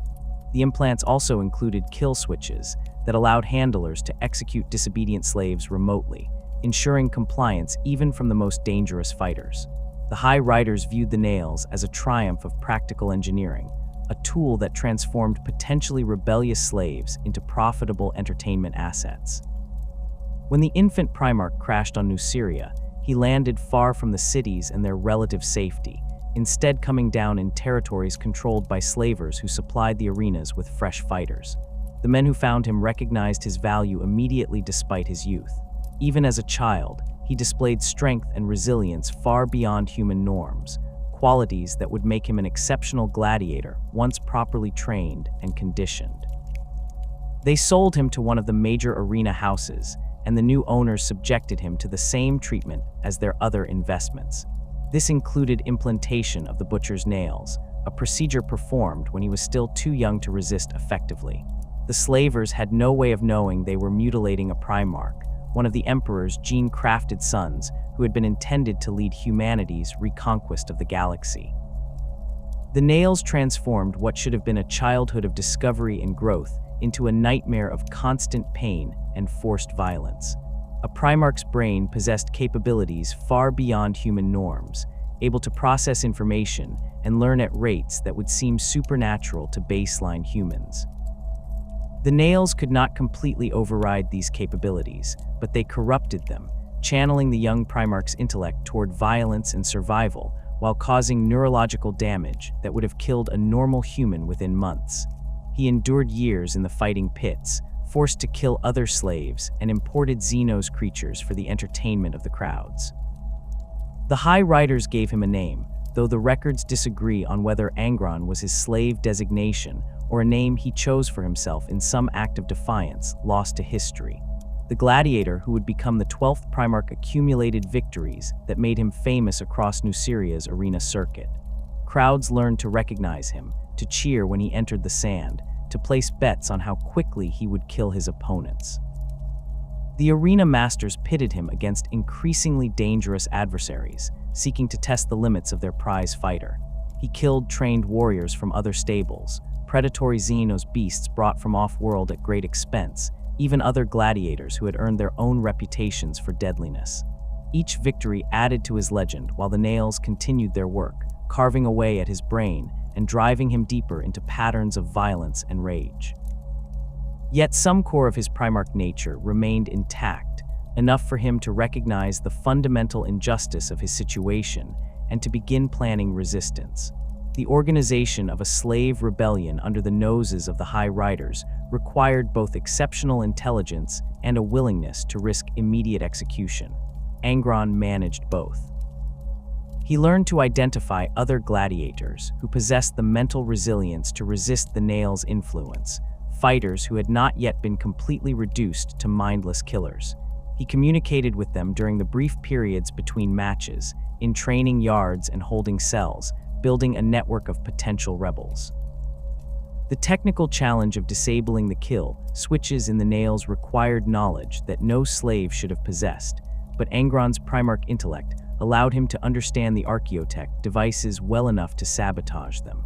The process was dangerous and often fatal, but enough gladiators survived the procedure to form the core of a rebellion. The uprising began simultaneously across multiple cities when Angron gave the signal. Thousands of gladiators turned on their handlers and guards, overwhelming them through sheer numbers and the element of surprise. The High Riders had grown complacent, confident that the nails' kill switches made rebellion impossible. They learned otherwise as their arenas became slaughterhouses and their prize fighters carved paths of destruction through the surrounding districts. Angron led the largest group, several thousand freed slaves who fought their way out of the city and into the mountains beyond. For weeks, the rebellion succeeded beyond what anyone had believed possible. The gladiators, trained fighters led by a Primarch, even if they did not understand what he truly was, defeated the security forces sent against them in a series of running battles. The Nucerian authorities responded by mobilizing their planetary military, proper armies with advanced weapons and armor rather than the glorified guards who protected the arenas. These forces outnumbered the rebels significantly and possessed firepower that the gladiators could not match. Angron recognized that victory was impossible, that his followers faced inevitable defeat and execution. He led them to a defensible position in the mountains, a location that would later be named Descia, where they prepared to make their final stand. The rebels knew they would die there, but they chose to face that death as free men and women rather than return to slavery. Angron refused all offers to surrender or to save himself through single combat against Nucerian champions, determined to die alongside the people who had followed him to freedom. The Emperor's arrival at this moment represented one of the most controversial decisions in Imperial history. His agents had located the 12th Primarch on Nuceria, and the Master of Mankind came personally to retrieve his lost son. He possessed the power to intervene in the battle below, to save Angron's army through the deployment of his own forces or simply through his presence, which would have forced the Nucerians to stand down. Instead, he chose to take only Angron, teleporting the Primarch away from the battlefield and leaving his followers to die. The Emperor's reasoning has never been adequately explained in any surviving records. The result was that Angron watched from orbit as the Nucerian military slaughtered his brothers and sisters, their last stand ending in exactly the massacre they had expected, but which he had been prevented from sharing. This trauma poisoned Angron's relationship with the Emperor and the Imperium from the beginning. Unlike his brother Primarchs, who embraced their father and their roles in the Great Crusade with varying degrees of enthusiasm, Angron remained bitter and resentful. He had been stolen from his chosen death, forced to watch his only real family die while he lived. The Emperor offered him command of the Warhounds Legion, a position of honor that other Primarchs would have valued, but Angron viewed it as another form of slavery. He was expected to conquer worlds for an empire he had never chosen to serve, to lead warriors he had not selected, to perpetuate the same kind of tyranny he had fought against on Nuceria. The Butcher's nails continued to torment him, their pain now compounded by survivors' guilt and rage at his father that could never be satisfied through violence.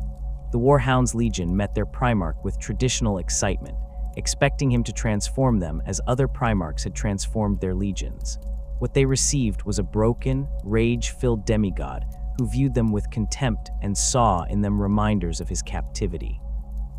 Angron renamed them the World Eaters, a title that reflected both his disdain for the Great Crusade's mission and his own self-loathing. His most catastrophic decision came when he ordered the Legion's apothecaries to replicate the Butcher's nails and implant them throughout his sons. This went against all logic and medical advice, as the nails were clearly killing Angron slowly, degrading his Primarch brain and driving him toward eventual madness and death. Yet he insisted his sons share his pain, framing it as a test of loyalty and brotherhood. The World Eaters complied because they were Space Marines, engineered to follow their Primarch's commands, and because they genuinely believed sharing their father's suffering would bring them closer to him. The Legion's apothecaries worked from incomplete understanding of the archaeotech they were replicating, creating crude versions that achieved the basic function of increasing aggression while causing neurological pain. The implantation procedures killed some recipients immediately, their brains unable to handle the invasive surgery. Others survived but suffered personality changes, becoming more violent and unstable. The long-term effects manifested over the following decades as World Eaters with the nails grew progressively more aggressive, harder to control, and less capable of functioning in non-combat situations. Memory degradation became common, with veterans forgetting campaigns they had fought or names of battle brothers they had served alongside for years. The relationship between Angron and the Emperor never improved during the Great Crusade. The Primarch led his legion in the campaigns assigned to him, but he did so with barely concealed contempt for the entire enterprise. He viewed the Great Crusade as hypocrisy, the Emperor conquering the galaxy in the name of human unity, while employing the same brutal methods that any tyrant might use. Angron saw no meaningful difference between the Imperium's forced compliance and the slavery he had endured on Nuceria, only a difference in scale. His conversations with the Emperor, on the rare occasions they occurred, reportedly devolved into arguments where Angron questioned the entire premise of the crusade, while the Emperor grew increasingly frustrated with his son's refusal to embrace his role. Other Primarchs attempted to reach out to Angron with varying degrees of success. Horus maintained a functional relationship based on mutual respect for combat prowess. Lorgar developed a genuine friendship, seeing in Angron a kindred spirit who had suffered at the Emperor's hands. When the Horus heresy erupted, Angron sided with the traitors immediately. Unlike Primarchs who agonized over their decision or required convincing, he saw the rebellion as an opportunity to finally strike back at the father who had stolen him from his chosen death. The World Eaters participated in the initial purge at Istvan III, where loyalist elements of the traitor legions were eliminated. World Eaters who had remained loyal to the Emperor found themselves attacked by their own battle brothers. The Nails induced aggression, making the betrayal particularly savage. At Istvan V, the World Eaters formed part of the trap that devastated 3 loyalist legions, charging into the Iron Hands, Salamanders, and Raven Guard with characteristic fury. The Shadow Crusade represented Angron's most significant contribution to the heresy. He joined forces with Lorgar and the Word-Bearers to devastate Ultramar, keeping Roboute Guilliman and his Ultramarines occupied while Horus prepared for the assault on Terra. The 2 legions made strange allies, the Word-Bearers being zealots who had embraced chaos worship, while the World Eaters cared nothing for gods and simply wanted to kill. Yet the partnership functioned because it gave both legions what they needed. The Word-Bearers conducted their rituals and spread corruption, while the World Eaters served as the assault force that broke all resistance. The campaign left a trail of dead worlds across Ultramar, populations slaughtered wholesale and infrastructure demolished. Lorgar orchestrated events to bring Angron back to Nuceria during the Shadow Crusade, engineering a confrontation that would complete his brother's transformation. The Word-Bearers conducted a massive ritual on the world where Angron had been enslaved, a ceremony designed to elevate him to demonhood. The Primarch was dying, the Butcher's Nails having degraded his brain to the point where even his superhuman physiology could barely sustain him. He embraced the transformation Lorgar offered, seeing it as an escape from the pain and mortality that had plagued him since childhood. The ritual succeeded, Angron's body undergoing a horrific metamorphosis as Khorne claimed him completely. The transformation turned Angron into something that transcended his previous existence as a Primarch. His body swelled to enormous size, muscles bulging with demonic strength far beyond what even gene engineering had granted him. Massive wings erupted from his back, leathery appendages that allowed flight despite their apparent inability to generate sufficient lift through any physical mechanism. His skin darkened to a deep red that seemed to glow with inner fire, stretched over a frame that had grown to twice his previous height. Horns sprouted from his skull, curved and brass-colored, framing a face that had become bestial and inhuman. His hands ended in claws that could tear through ceramite armor as easily as flesh. The Butcher's Nails, which had tormented him for over a century, became irrelevant, their pain subsumed into the greater agony and ecstasy of his transformation into a demon Primarch of Khorne. The newly ascended Angron led his legion in destroying Nuceria completely, reducing the world that had enslaved him to a lifeless wasteland. The High Riders who had profited from the arenas died screaming as World Eaters tore through their cities. The arenas themselves were demolished, their stones scattered and their foundations salted. The planetary population was slaughtered down to the last child, Angron making no distinction between the guilty elite and the common citizens who had cheered in the crowds. The destruction of Nuceria satisfied nothing in Angron's psyche, provided no catharsis or closure, but it demonstrated what he had become, a being of pure rage who existed only to kill and destroy.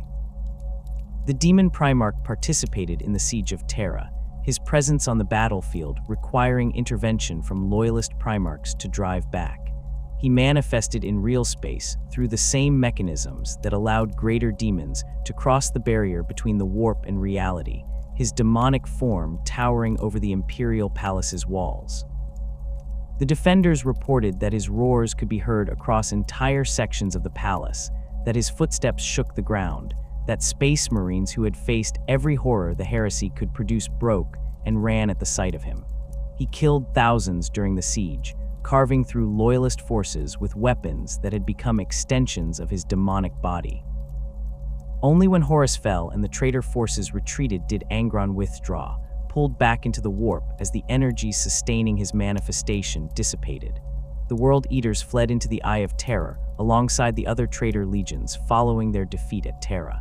The legion's fragmentation occurred during their exile when Khorne, driven completely mad by the Nails and Khorne's influence, turned on his own brothers.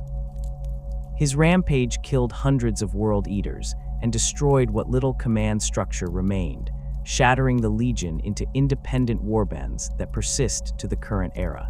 Angron himself became bound by the same limitations that affect all demon primarchs.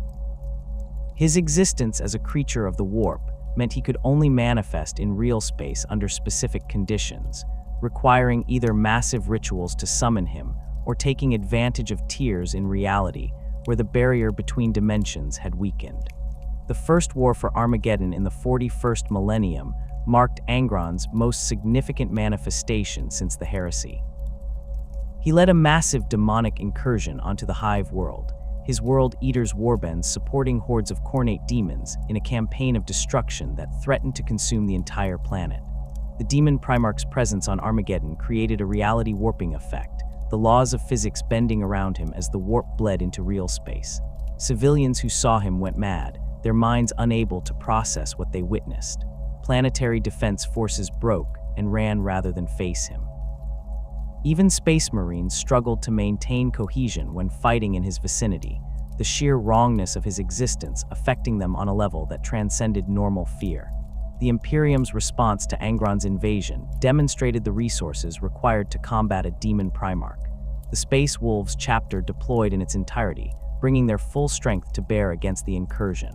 The Grey Knights, the Imperium's specialists in combating demonic threats, sent multiple brotherhoods to Armageddon. The fighting lasted for months, entire Hive cities reduced to ruins as the two sides clashed. Angron personally killed dozens of Space Marines, his demonic weapons and supernatural strength making him nearly unstoppable in close combat. The Grey Knights eventually managed to banish him through a combination of their psychic powers and a ritual that exploited weaknesses in the summoning that had brought him to Armageddon. The banishment did not destroy Angron, but sent him back to the warp, where he would need to rebuild his strength before manifesting again. The aftermath of the First War for Armageddon saw the Imperium implement extreme measures to contain knowledge of what had occurred. The Inquisition ordered the sterilization of the Imperial Guard regiments that had fought on Armageddon, killing millions of soldiers, to prevent them from spreading word of the demon Primarch's existence. Civilian survivors faced similar fates, entire Hive populations deemed too contaminated by what they had witnessed to be allowed to live. The Space Wolves objected to these measures, leading to a brief conflict between the chapter and the Inquisition that nearly escalated into open warfare. The incident demonstrated both the threat that demon Primarchs represented and the lengths the Imperium would go to suppress information about chaos. Angron has manifested several times since Armageddon, though never again on such a massive scale. During the era Indomitus following the opening of the Great Rift, he led the Dominion of Fire campaign, a series of raids and invasions across multiple sectors. These incursions followed a pattern where World Eaters' warbands would weaken the barrier between real space and the warp through sustained slaughter, creating conditions that allowed Angron to manifest briefly. He would rampage through whatever forces opposed him, killing until the energies sustaining his presence depleted and he was pulled back into the warp. These hit-and-run manifestations proved difficult for the Imperium to counter, as by the time sufficient forces could be mobilized to confront a demon Primarch, Angron had already withdrawn. The demon Primarch's current existence consists of endless warfare in both the warp and real space. Within Khorne's domain, he commands respect even from bloodthirsters, his status as an ascended Primarch placing him among the mightiest of the Blood God's servants. He leads demonic legions in the eternal conflicts that rage across the Immaterium, fighting against the servants of other chaos gods and against anything else that crosses his path. When he manifests in real space, he brings a piece of Khorne's realm with him, reality warping to accommodate his presence. The ground beneath his feet runs with blood that has no source, skulls appear from nowhere to pile around him, and the air itself seems to thicken with rage. World Eaters warbends throughout the galaxy view Angron with religious reverence despite his own contempt for worship. They see in him the ultimate expression of what they aspire to become, a being of pure violence freed from all constraints and limitations. When word spreads that the Demon Primarch will manifest for a particular campaign, World Eaters from across the galaxy converge on the location, eager to fight in their Gene Father's presence. These gatherings create temporary armies of significant size, thousands of Khornate warriors united by their desire to shed blood alongside Angron. The warbends invariably fall back into conflict with each other once the Demon Primarch withdraws, but while he remains manifest, they function with unusual cohesion. Angron's relationship with Khorne differs from that of champions who were corrupted gradually or who embraced chaos worship willingly. The Demon Primarch serves the blood god not out of faith or devotion, but because their natures have become fundamentally aligned. Angron exists to kill and destroy, Khorne exists to receive offerings of blood and skulls, and this transactional relationship requires no theology or worship to function. The Primarch makes no prayers to his patron, conducts no rituals beyond the act of slaughter itself, and shows no interest in Khornate doctrine or philosophy. He simply kills, and in killing feeds the blood god, and in feeding the blood god receives the power to continue killing. This pure, uncomplicated relationship may explain why Khorne favors Angron so highly despite the Primarch's lack of religious sentiment. The worship of Khorne differs fundamentally from the veneration of the other chaos gods in its brutal simplicity and directness. Where Tzeentchian cultists engage in elaborate schemes and multi-layered plots, where Nurglites conduct ceremonies of decay and transformation, and where Slaaneshi devotees pursue ever more elaborate sensations, Khornate worship requires only violence and the offering of its fruits. This straightforward nature makes the blood god's cult simultaneously the most accessible and the most dangerous of the chaos faiths. Any warrior who kills in anger, any soldier who loses themselves to battle fury, any murderer who takes pleasure in their victim's death, all risk catching Khorne's attention whether they intend to worship him or not. The transition from righteous warrior to Khornate cultist can occur so gradually that the victim never recognizes the moment they cross the line. Blood sacrifices form the foundation of Khornate worship, the most basic and universal offering that followers present to their patron.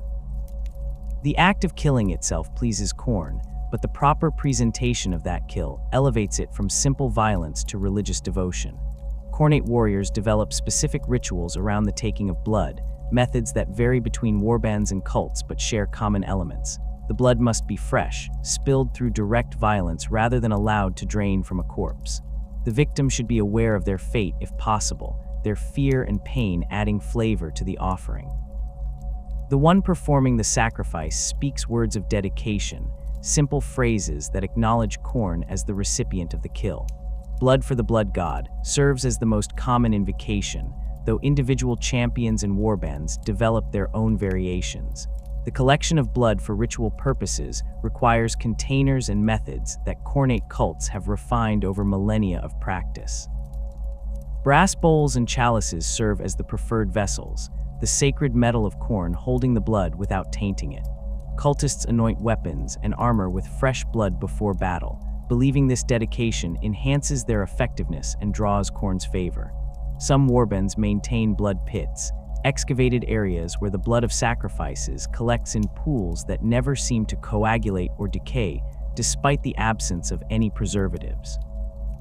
These pools become focal points for worship, places where cultists can physically immerse themselves in the substance of their devotion. Warriors bathe in the blood before major battles, emerging covered in crimson that dries into a second skin, marking them as Khorne's chosen. The taking of skulls represents the second pillar of Khornate ritual practice, more complex than simple blood sacrifice and carrying greater significance in the eyes of the blood god. A skull serves as permanent proof of a kill, a trophy that can be displayed and counted, added to the ever-growing tally that measures a warrior's worth. The proper removal of a skull requires both skill and the right tools.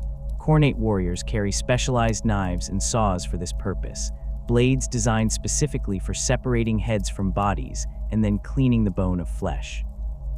The process must be performed with a degree of care that seems at odds with the general brutality of Khornate worship, as a damaged skull holds less value than one taken intact. The preparation of skulls follows procedures that individual warbands pass down through generations. Some boil the heads to remove flesh, others use chemicals or simply leave them for scavengers to clean. The bone itself receives treatment to preserve it, preventing decay that would diminish the trophy's value. Skilled cultists carve runes into the skulls, marking them with the identity of the victim when known and symbols of dedication to Khorne. The most prized skulls receive elaborate decoration, brass fittings and jeweled eye sockets, transforming them into works of art that celebrate both the kill and the killer's devotion. These prepared skulls become currency within Khornate cults, traded between warriors, and presented as gifts to champions who have earned particular respect. The construction of skull pyramids represents the ultimate expression of this trophy-taking obsession, monuments to slaughter that serve as both offerings to Khorne and demonstrations of a warband's prowess.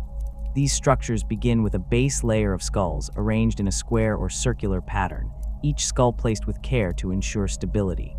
Subsequent layers build upward, each smaller than the one below, creating a pyramid shape that can reach impressive heights when sufficient skulls are available. The largest skull pyramids constructed by successful warbands contain thousands or even tens of thousands of individual skulls, representing years or decades of continuous warfare. These monuments become pilgrimage sites for other Khornate followers, places where warriors come to offer their own skulls and to draw inspiration from the accumulated evidence of so much death. The dedication of slain enemies to Khorne follows specific formulas that Khornate warriors learn as they progress deeper into their corruption. The simplest dedication involves speaking the victim's name if known, followed by the standard invocation offering their skull to the blood god. More elaborate dedications describe the circumstances of the kill, the worthiness of the opponent, and the manner of their death. Champions leading warbands often perform mass dedications after major battles, standing atop piles of enemy dead and formally presenting the entire slaughter to their patron. These ceremonies serve practical purposes beyond religious devotion. They reinforce the warband's cohesion, remind all participants of their shared purpose, and create opportunities for champions to demonstrate their authority through their proximity to Khorne's favor. Khornate warbands organize themselves according to principles that emphasize martial prowess and proven capability in combat. The structure differs significantly from the rigid hierarchies of the Imperium's military forces, or even the organized legions that some Chaos Space Marines maintain. Leadership in a Khornate warband belongs to whoever can claim it through strength, and challenges to authority are not only permitted but expected. A champion who grows weak or cautious risks being killed by ambitious subordinates who believe they can lead more effectively. This constant internal competition creates warbands that are simultaneously highly effective in combat and prone to sudden collapses when leadership changes occur at inopportune moments. The core of most Khornate warbands consists of Chaos Space Marines, either World Eaters or renegades from other legions and chapters who have embraced the Blood God. These warriors form the elite backbone, their power armor and enhanced physiology making them far superior to mortal followers in direct combat. Around this core, warbands accumulate mortal cultists who serve various functions. Some are warriors themselves, former Imperial Guardsmen or Planetary Defense Force soldiers who have turned to chaos worship. Others are simply violent individuals who have found purpose in Khorne's service, gang members and criminals who have escalated from mundane violence to religious murder.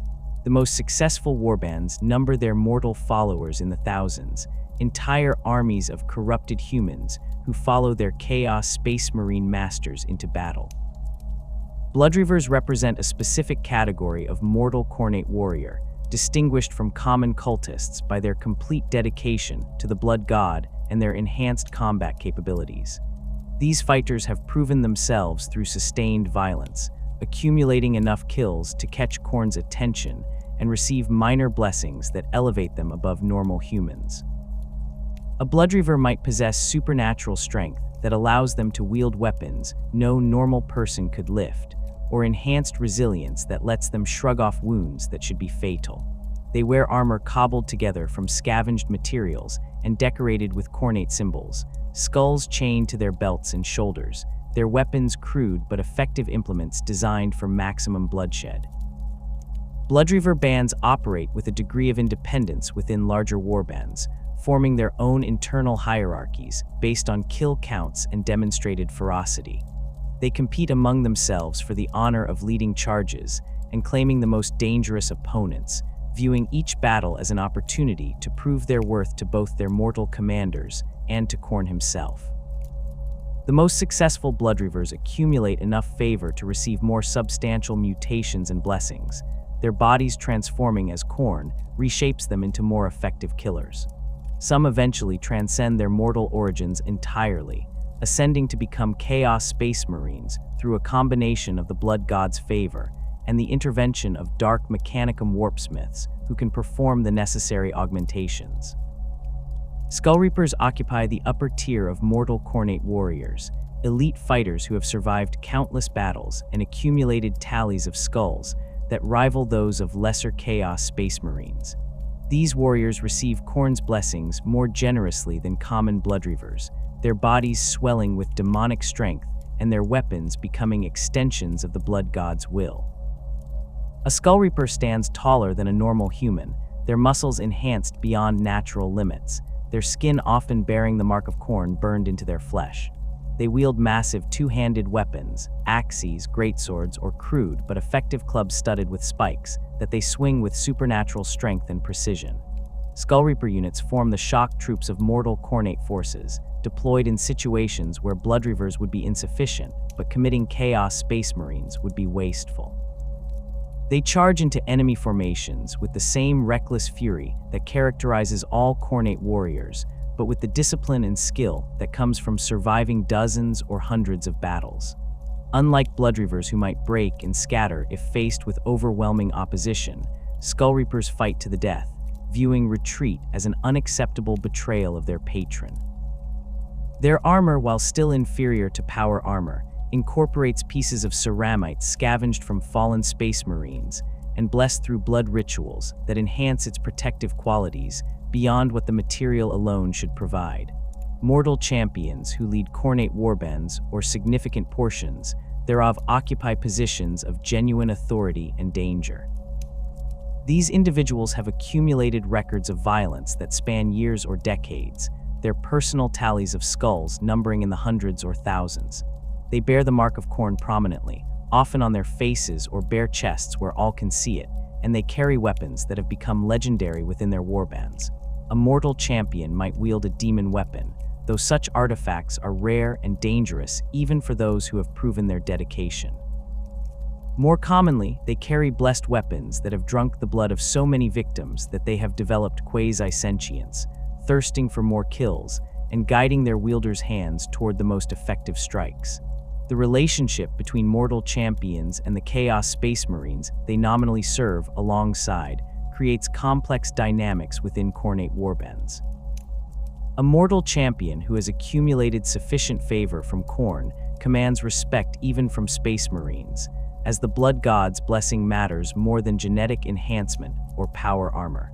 However, the physical superiority of Chaos Space Marines means that challenges between mortals and transhumans typically end with the mortal's death unless Khorne intervenes directly. Smart mortal champions maintain their authority through demonstrated prowess against appropriate opponents, avoiding direct confrontations with Space Marines while ensuring their kill tallies remain impressive. They lead their mortal followers effectively, channeling their aggression toward the warband's enemies rather than allowing it to turn inward. Sacred sites dedicated to Khorne appear wherever his worship becomes established, locations that serve as focal points for ritual activity and gathering places for scattered warbands. Blood pits represent the most common type of Khornate shrine excavated areas where ritual combat occurs and where blood sacrifices accumulate. These pits vary in sophistication from simple holes dug in the ground to elaborate stone-lined arenas that echo the gladiatorial tradition of ancient Nuceria. The essential element remains consistent, a space set aside specifically for violence in Khorne's name, where warriors can test themselves against each other or against prisoners taken for this purpose. The blood that spills in these pits never fully drains away, pooling in the lowest points and sometimes forming permanent reservoirs that cultists believe connect directly to Khorne's domain in the warp. Blood pits serve multiple functions within Khornate cults. They provide venues for settling disputes through combat, allowing warriors to challenge each other without disrupting the warband's overall cohesion. They act as training grounds where younger or less experienced cultists can develop their skills under the eyes of veterans. Most importantly, they generate the violence and bloodshed that feeds Khorne, creating a constant stream of offerings even during periods when the warband is not actively campaigning. Some blood pits develop reputations that spread across entire sectors, becoming destinations for warriors seeking to prove themselves against the best opponents. These famous pits accumulate layers of blood and bone over years or decades, the ground becoming saturated with death until the barrier between real space and the warp grows thin. The corruption of entire worlds into demon worlds dedicated to Khorne represents the ultimate expression of his cult's power in real space. This transformation requires sustained worship and violence on a massive scale, enough bloodshed to tear holes in reality and allow the warp to bleed through into the material universe. The process typically begins when a Khornate warband conquers a world and establishes permanent control rather than simply raiding and withdrawing.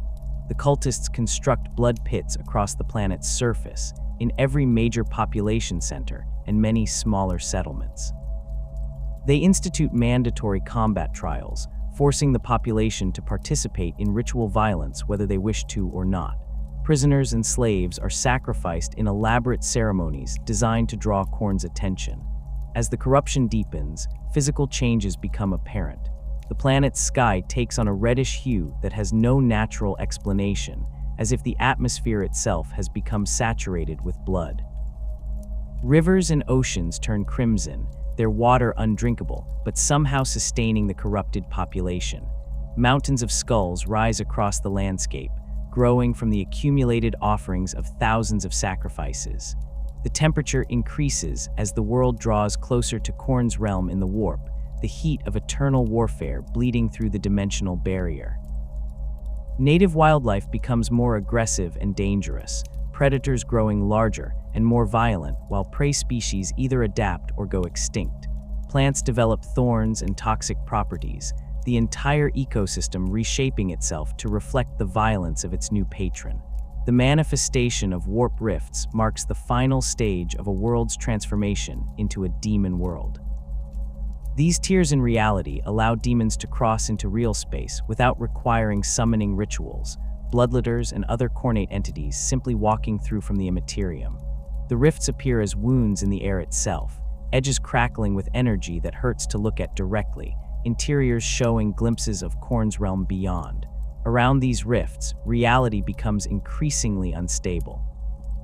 The laws of physics bend and break, time flowing at different rates in different locations, gravity fluctuating randomly, solid matter becoming semi-permeable. The human population, those who survive the transformation process, evolve into something that can no longer be called entirely human, their bodies and minds warped by constant exposure to warp energy and Khorne's influence. Demon worlds dedicated to Khorne become staging grounds for invasions into real space, bases from which warbands can launch raids into Imperial territory before retreating to the relative safety of their corrupted home. The Imperium classifies these worlds as perdita, beyond redemption and subject to exterminatus if sufficient force can be brought to bear. However, destroying a demon world proves far more difficult than eliminating a normal planet. The warp corruption that saturates these locations makes them resistant to conventional weapons, and any Imperial forces that land to prosecute ground campaigns face not only the world's defenders, but reality itself turning against them. The Eightfold Path represents a formalized progression of trials that some Khornate warriors undertake to prove their worthiness for greater favor from the Blood God. The concept originates in the sacred significance of the number 8 in Khornate theology, though individual warbands and champions interpret the specifics differently. The most common version requires a warrior to complete 8 specific challenges, each designed to test different aspects of martial prowess and dedication to violence. These challenges escalate in difficulty, beginning with tasks that a skilled fighter might accomplish relatively easily, and progressing to trials that should be impossible without Khorne's direct intervention. The collection of 8 specific skulls forms one traditional interpretation of the Eightfold Path. The warrior must claim the heads of 8 different types of opponent, each representing a particular challenge. A common list includes the skull of a psyker, demonstrating the warrior's willingness to hunt Khorne's most hated enemies. The skull of a champion of another chaos god, proving the warrior's loyalty to Khorne above all other powers. The skull of a space marine, showing they can overcome the Imperium's finest warriors. The skull of a Xenos leader, demonstrating their willingness to kill anything that stands against them. The skull of a former comrade, proving they value Khorne's favor above friendship or loyalty. The skull of a priest or holy figure, showing contempt for all gods save the Blood God. The skull of someone they loved, demonstrating that nothing matters except violence. The skull of their former commander, proving they have surpassed their teacher and are ready to lead. The defeat of 8 champions represents an alternative version of the Eightfold Path that focuses purely on combat prowess rather than the symbolic significance of specific victims. The warrior must seek out and defeat 8 opponents of exceptional skill in single combat, each victory witnessed by other Khornate followers who can verify the accomplishment. The champions need not come from any specific faction. They might be fellow Khornate warriors, loyalist space marines, Eldari exarchs, orc warbosses, or any other fighter of proven capability. The key requirement is that each opponent must be genuinely challenging, someone who poses a real threat of killing the aspirant. Warriors who attempt this version of the Eightfold Path often spend years or even decades hunting for worthy opponents, traveling across the galaxy in search of challenges that will satisfy Khorne's standards. Completion of the Eightfold Path, regardless of which interpretation the warrior follows, marks them as exceptional even among Khornate followers. Khorne grants substantial blessings to those who succeed, mutations and enhancements that elevate them far above common cultists. They might receive demon weapons, artifacts that other warriors spend lifetimes trying to earn. They gain positions of leadership within their warbands, their proven dedication making them natural commanders. Some who complete the path find themselves on the road to eventual demonhood, having demonstrated the exceptional qualities that Khorne seeks in those he elevates to immortality. The path serves as both test and filter, separating warriors who merely worship violence from those who embody it so completely that they become extensions of the Blood God's will in real space. The eternal conflict between Khorne and Slaanesh represents one of the most fundamental oppositions within the Warp, a hatred so profound that it shapes the very geography of the Immaterium. The two gods exist as perfect antitheses, their natures so incompatible that they cannot coexist peacefully even by the standards of chaos. Where Khorne embodies rage stripped of all complexity, direct violence without subtlety or refinement, Slaanesh represents excess and sensation in all its forms, the pursuit of experience elevated to a philosophy. The Blood God views the youngest Chaos God with contempt that exceeds even his disdain for Tzeentch's sorcery. Slaanesh's focus on pleasure and sensation strikes Khorne as the ultimate corruption of what combat should be, transforming honest violence into performance art, reducing the purity of killing to just another sensation to be savored. The philosophical opposition runs deeper than simple disagreement over methods. Khorne demands that his followers embrace rage completely, losing themselves in fury that obliterates thought and leaves only the instinct to kill. Slaanesh requires awareness and sensation, the ability to experience and appreciate every moment of excess. A warrior lost to Khornate bloodlust feels nothing beyond the compulsion to destroy, while a Slaaneshi devotee seeks to extract maximum sensation from every experience. These approaches cannot be reconciled. a Khornate berserker who pauses to appreciate the aesthetics of slaughter has already failed his patron. A Slaaneshi warrior who loses themselves completely to rage abandons the refined pursuit of sensation that defines their worship. The battle for mortal souls creates constant friction between the two gods' followers in real space.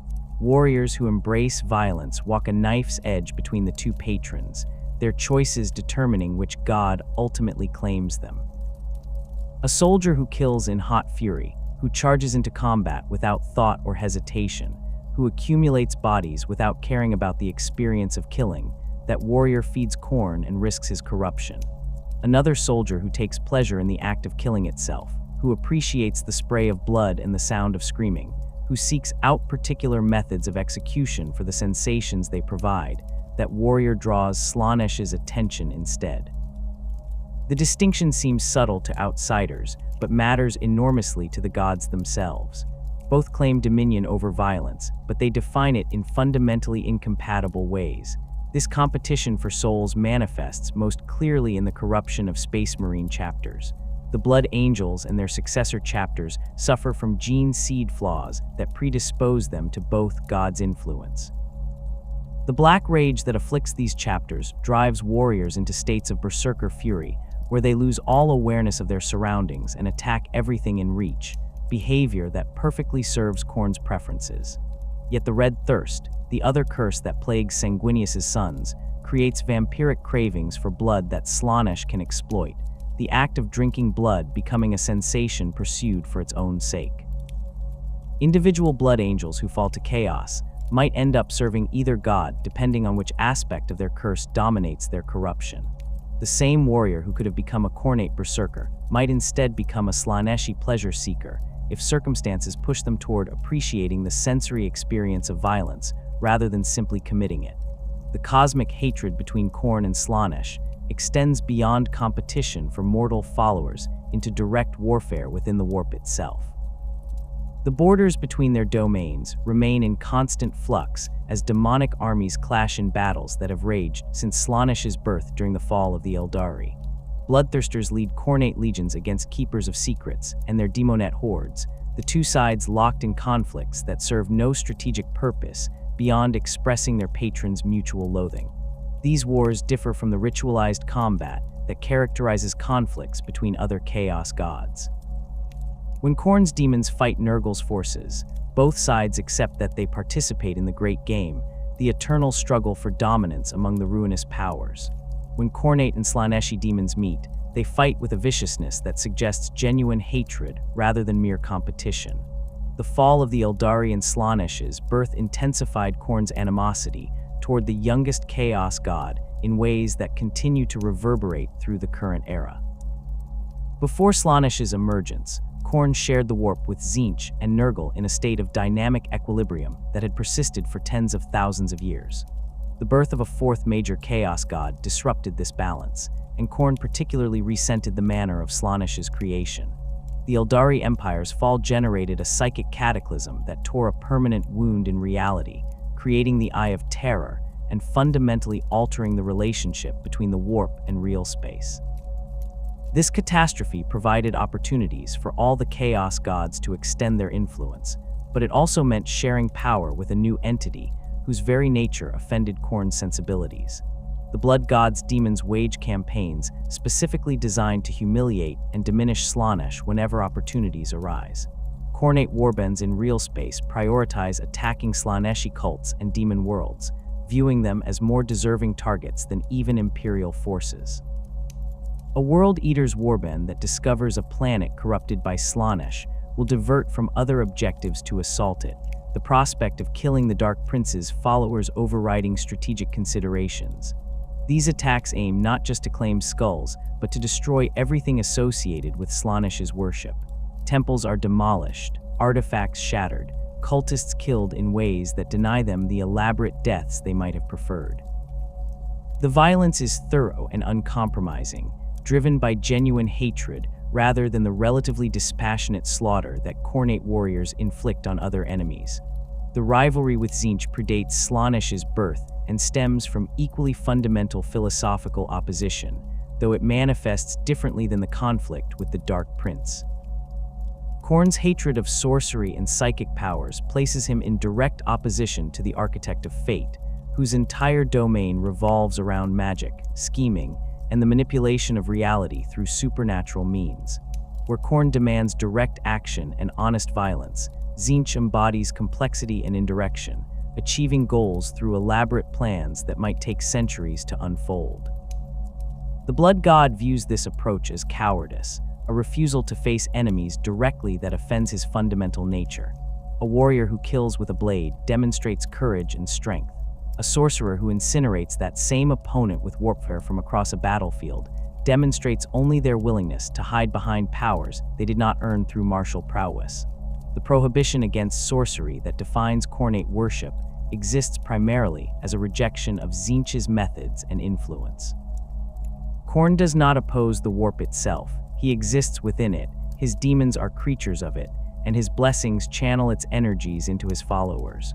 What he opposes is the use of psychic powers and sorcery to achieve what should be accomplished through physical violence. This distinction matters enormously to the Blood God and his followers. A Khornate champion whose body swells with demonic strength, who moves with supernatural speed, who shrugs off wounds that should be fatal. These enhancements are acceptable because they augment the warrior's ability to engage in direct combat.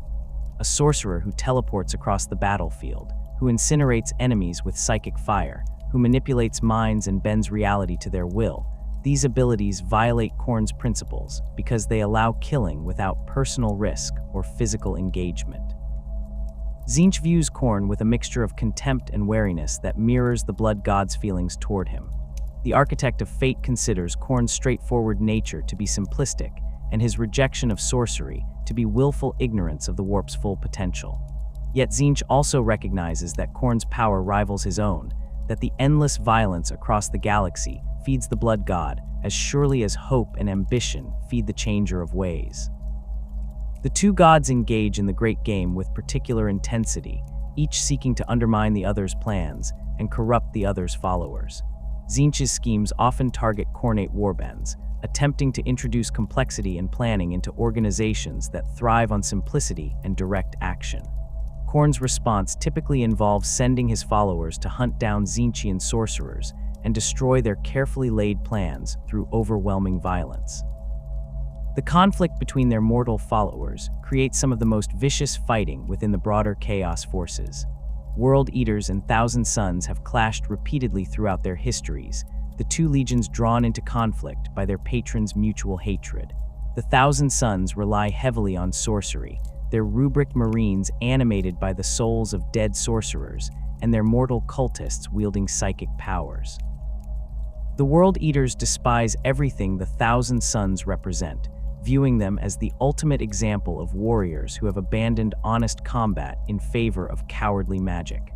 When these forces meet, the World Eaters attack with particular fury, seeking to close the distance and engage in melee combat where the Thousand Sons' sorcery provides less advantage.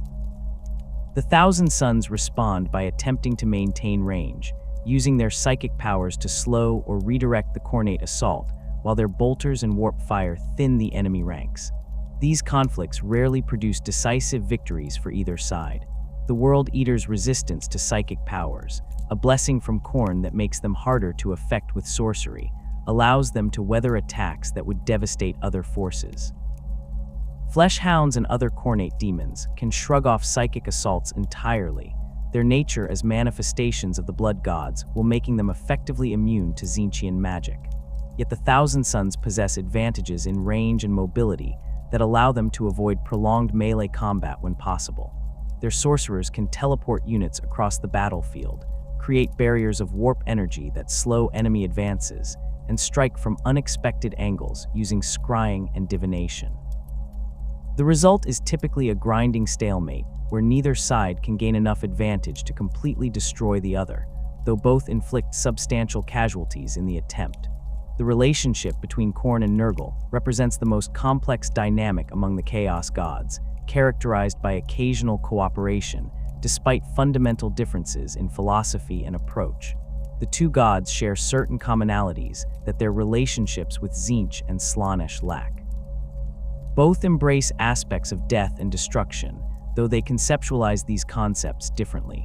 Both attract followers who value endurance and the willingness to face suffering directly rather than avoiding it through trickery or excess. Most significantly, both harbor particular hatred for Slaanesh that occasionally overrides their rivalry with each other, creating temporary alliances against their mutual enemy. These alliances manifest most clearly during major warp incursions, when the forces of multiple Chaos gods coordinate their efforts. Khorne and Nurglite warbands have fought alongside each other in campaigns against Imperial worlds, their combined assault proving more effective than either could achieve alone. The Khorne forces provide shock troops and close combat specialists who excel at breaking enemy lines, while Nurglite forces offer resilience and the ability to hold ground once taken. The two groups' approaches to warfare complement each other in ways that Khorne's forces rarely experience when working with followers of other gods. A World Eater's assault supported by Death Guard heavy infantry can overwhelm defenses that would stop either force individually, the Khorne berserkers creating breaches that the Nurglite warriors exploit and expand. Yet fundamental differences in their approaches to death and decay prevent these alliances from becoming permanent or particularly comfortable for either side. Khorne views death as the culmination of violence, the final proof of martial superiority, something to be inflicted quickly and moved past in pursuit of the next kill. Nurgle conceptualizes death as a process rather than an event, something to be savored and appreciated in all its stages. A Khorne warrior wants to accumulate bodies as quickly as possible, viewing efficiency in killing as a virtue. A Nurglite follower might deliberately prolong an enemy's suffering, appreciating the stages of decay and disease that lead to eventual death. These different priorities create friction even when the two groups nominally cooperate. World Eaters grow impatient with Death Guard, who they view as too slow and methodical. Death Guard consider World Eaters to be wasteful, killing so quickly that they miss opportunities to spread Nurgle's gifts. The demons of the two gods interact with similar ambivalence. Bloodthirsters and Great Unclean Ones acknowledge each other as worthy opponents when they meet in the warp's eternal conflicts, showing a degree of respect absent from encounters with Keepers of Secrets or Lords of Change. Bloodletters and Plaguebearers can fight alongside each other without the immediate hostility that erupts when Khorne demons encounter demonettes. Yet they never truly trust each other, and their cooperation lasts only as long as their immediate objectives align. Once the shared enemy is defeated or the campaign concludes, forces that fought together often turn on each other, the underlying rivalry between their patrons reasserting itself. Khorne's war against the Imperium of Man represents his most sustained and significant engagement with real space forces, a conflict that has raged since the Horus Heresy and shows no signs of ending. The Imperium presents an almost perfect target for Khorne aggression. It is vast enough to provide unlimited opportunities for warfare, militarized enough that combat occurs constantly across its territories, and ideologically rigid enough that its forces will fight to the death rather than surrender or negotiate. Every Imperial world conquered by Khorne forces, every Space Marine chapter that falls to the Blood God's corruption, every Guard regiment that breaks and flees before Berserker assaults, all of these represent victories in a war that Khorne wages not for territory or resources, but simply for the opportunity to generate more violence. Notable campaigns demonstrate the scale and ferocity of Khorne assaults on Imperial territory. The First War for Armageddon saw Angron himself manifest on the strategically vital Hive world, leading a demonic incursion that required the full deployment of the Space Wolves chapter and multiple Grey Knights brotherhoods to repel. The fighting lasted for months and reduced entire Hive cities to ruins, the Demon Primarch's presence warping reality itself and driving defenders mad with supernatural terror. The campaign demonstrated both the threat that a major Khorne incursion poses to even well-defended Imperial worlds and the enormous resources required to combat such attacks successfully. The Dominion of Fire campaign during the era Indomitus showcased a different approach to Khorne warfare, with Angron leading a series of hit-and-run raids across multiple sectors rather than committing to prolonged sieges. World Eater's warbands would assault a planet, slaughter its defenders, and withdraw before Imperial reinforcements could arrive, leaving behind populations decimated and infrastructure destroyed. The campaign's mobility made it difficult for Imperial forces to counter effectively, as by the time sufficient strength could be concentrated to confront the raiders, they had already moved to a different target. The pattern repeated across dozens of worlds, each assault weakening the Imperium's position in the region, while strengthening Khorne through the accumulated bloodshed. Smaller-scale Khornate incursions occur constantly throughout Imperial space, World Eater's warbands and other Khornate forces emerging from the warp to assault isolated worlds or convoy routes. These attacks vary in scale from single squads of Chaos Space Marines leading cultist mobs against minor outposts to full warbands numbering thousands of warriors besieging fortress worlds. The Imperium's response depends on the threat level and available resources. Minor incursions might be handled by local planetary defense forces or a single company of space marines. Major invasions require coordinated responses involving multiple chapters, Imperial Guard regiments, and specialized forces like the Grey Knights. The Grey Knights represent the Imperium's most effective weapon against major demonic incursions, including those led by Khornate forces. This chapter of Space Marines was created specifically to combat demonic threats, their gene seed engineered to provide resistance to chaos corruption, and their training focused entirely on fighting entities from the warp. Every Grey Knight is a psyker, their psychic powers carefully controlled and channeled through their faith in the Emperor. This creates an interesting dynamic when they face Khornate enemies, as the Blood God's forces despise psykers above almost all other opponents, while the Grey Knight's powers prove particularly effective against demons. Grey Knight's deployment against Khornate incursions follows established protocols developed over 10,000 years of combating chaos. The chapter maintains a network of informants and monitoring stations throughout Imperial space, watching for signs of demonic activity.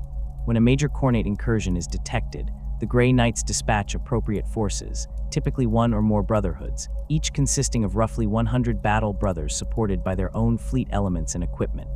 These forces arrive as quickly as warp travel allows, often before local Imperial forces have fully grasped the scale of the threat they face.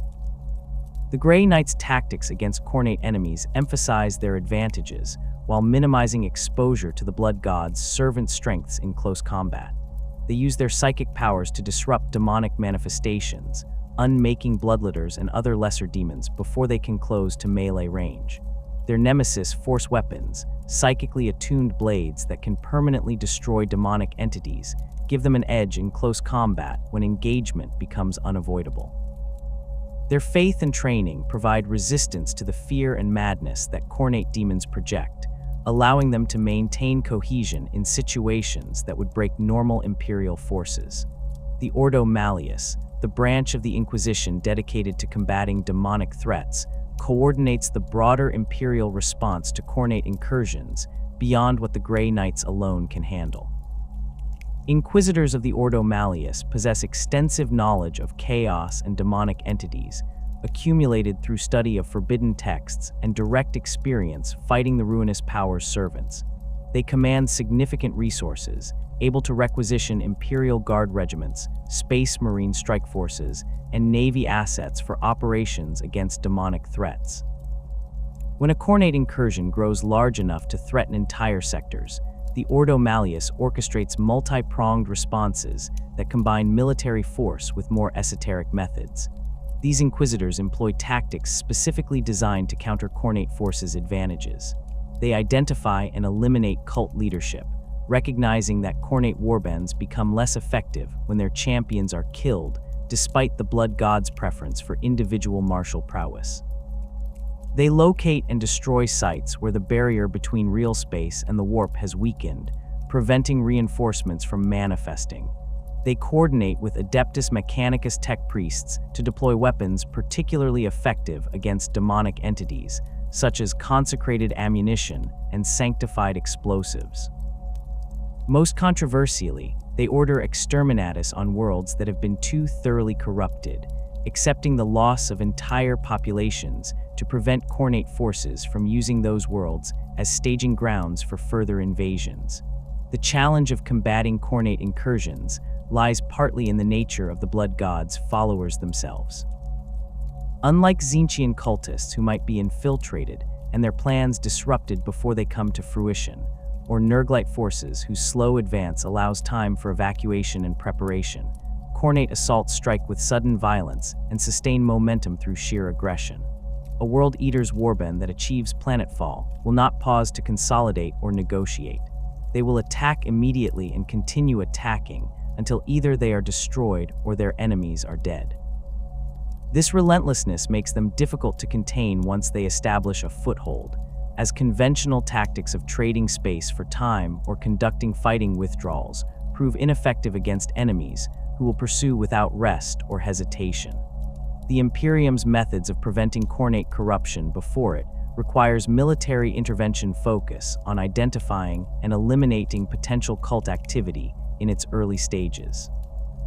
The Inquisition maintains watch over military forces for signs of excessive aggression or unauthorized violence that might indicate Khorne's influence. Chaplains in Space Marine chapters and commissars in Imperial Guard regiments receive training in recognizing the early stages of Khornate corruption, though this knowledge remains incomplete and imperfect. Soldiers who display concerning behavior, accumulating trophies from kills, showing excessive enthusiasm for close combat, expressing contempt for ranged warfare, face investigation and potential execution if corruption is confirmed. These preventive measures achieve mixed results. The challenge lies in distinguishing between the martial aggression that the Imperium requires of its warriors and the excessive violence that indicates Khornate corruption. A Space Marine who takes pride in his combat prowess and maintains a tally of worthy opponents killed might be a loyal servant of the Emperor or a warrior on the path to damnation, and the difference may not become apparent until the corruption has progressed too far to reverse. The Imperium errs on the side of caution, executing soldiers whose loyalty remains questionable rather than risk them falling completely to chaos. This approach prevents some corruptions, but also wastes capable warriors and creates resentment among forces who see their comrades killed for behavior that differs only in degree from what the Imperium demands of all its soldiers. The process by which Khornate demons manifest in real space follows principles that differ from normal physical laws, requiring specific conditions that weaken the barrier between the warp and material reality. A demon exists as a fragment of its patron god's consciousness, a being composed entirely of psychic energy that takes physical form only when sufficient power bridges the gap between dimensions. For Khornate demons specifically, the manifestation process demands violence on a scale that tears holes in reality itself. Blood must be spilled in quantities that create psychic resonance, deaths occurring with enough rage and fury that the emotional energy generated reaches into the warp and provides demons with the power to cross over. The mechanics of demonic incursion begin with the weakening of the barrier between dimensions. This barrier exists everywhere in the galaxy, a metaphysical membrane that separates the ordered laws of real space from the chaotic energies of the immaterium. Under normal circumstances, this barrier remains strong enough to prevent demons from crossing without assistance. Certain conditions can weaken it temporarily or permanently. Warp storms create temporary tiers that allow demons to slip through while the storm rages.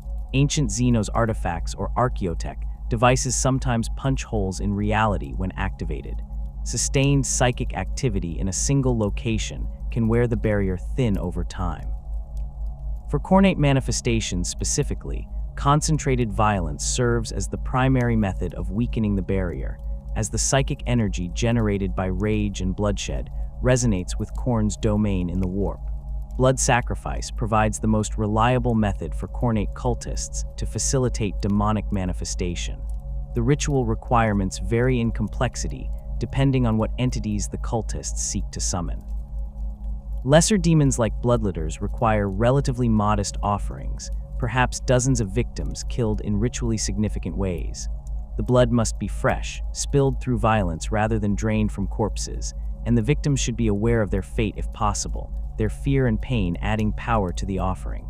Cultists arrange the bodies in patterns that hold significance in Khorne theology, often forming the 8-pointed star of chaos or the specific rune that represents Khorne himself.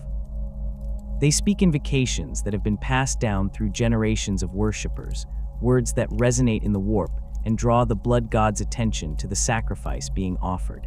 Greater demons require proportionally greater offerings. Summoning a bloodthirster demands hundreds or thousands of deaths, the sheer scale of slaughter necessary to tear a hole in reality large enough for such a powerful entity to cross through. The victims must include warriors when possible, as Khorne values the skulls of those who died fighting more highly than helpless sacrifices.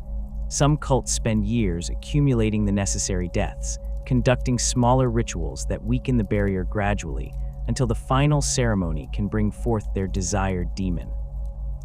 Others orchestrate single massive slaughters, attacking population centers or military installations, and killing everyone present in carefully timed rituals designed to channel all that death toward a single purpose. Warp rifts represent permanent tears in reality that allow demons to manifest without requiring fresh sacrifices. These rifts occur when the barrier between dimensions has been damaged beyond its ability to heal, creating stable passages between the warp and real space. The Eye of Terror stands as the largest and most infamous warp rift, a wound in reality that has existed since the fall of the Eldari and shows no signs of closing.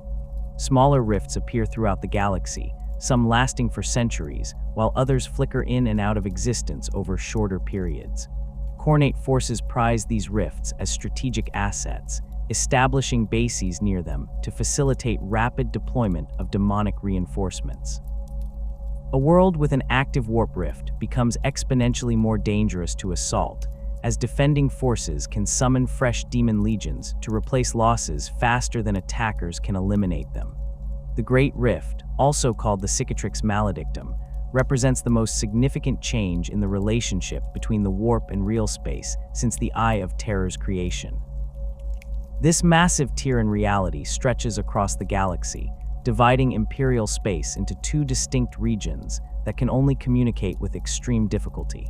The rifts opening during the events surrounding the fall of Cadia and the 13th Black Crusade fundamentally altered the strategic situation for all factions in the galaxy. For Khorne forces specifically, the Great Rift provides unprecedented opportunities for manifestation and invasion.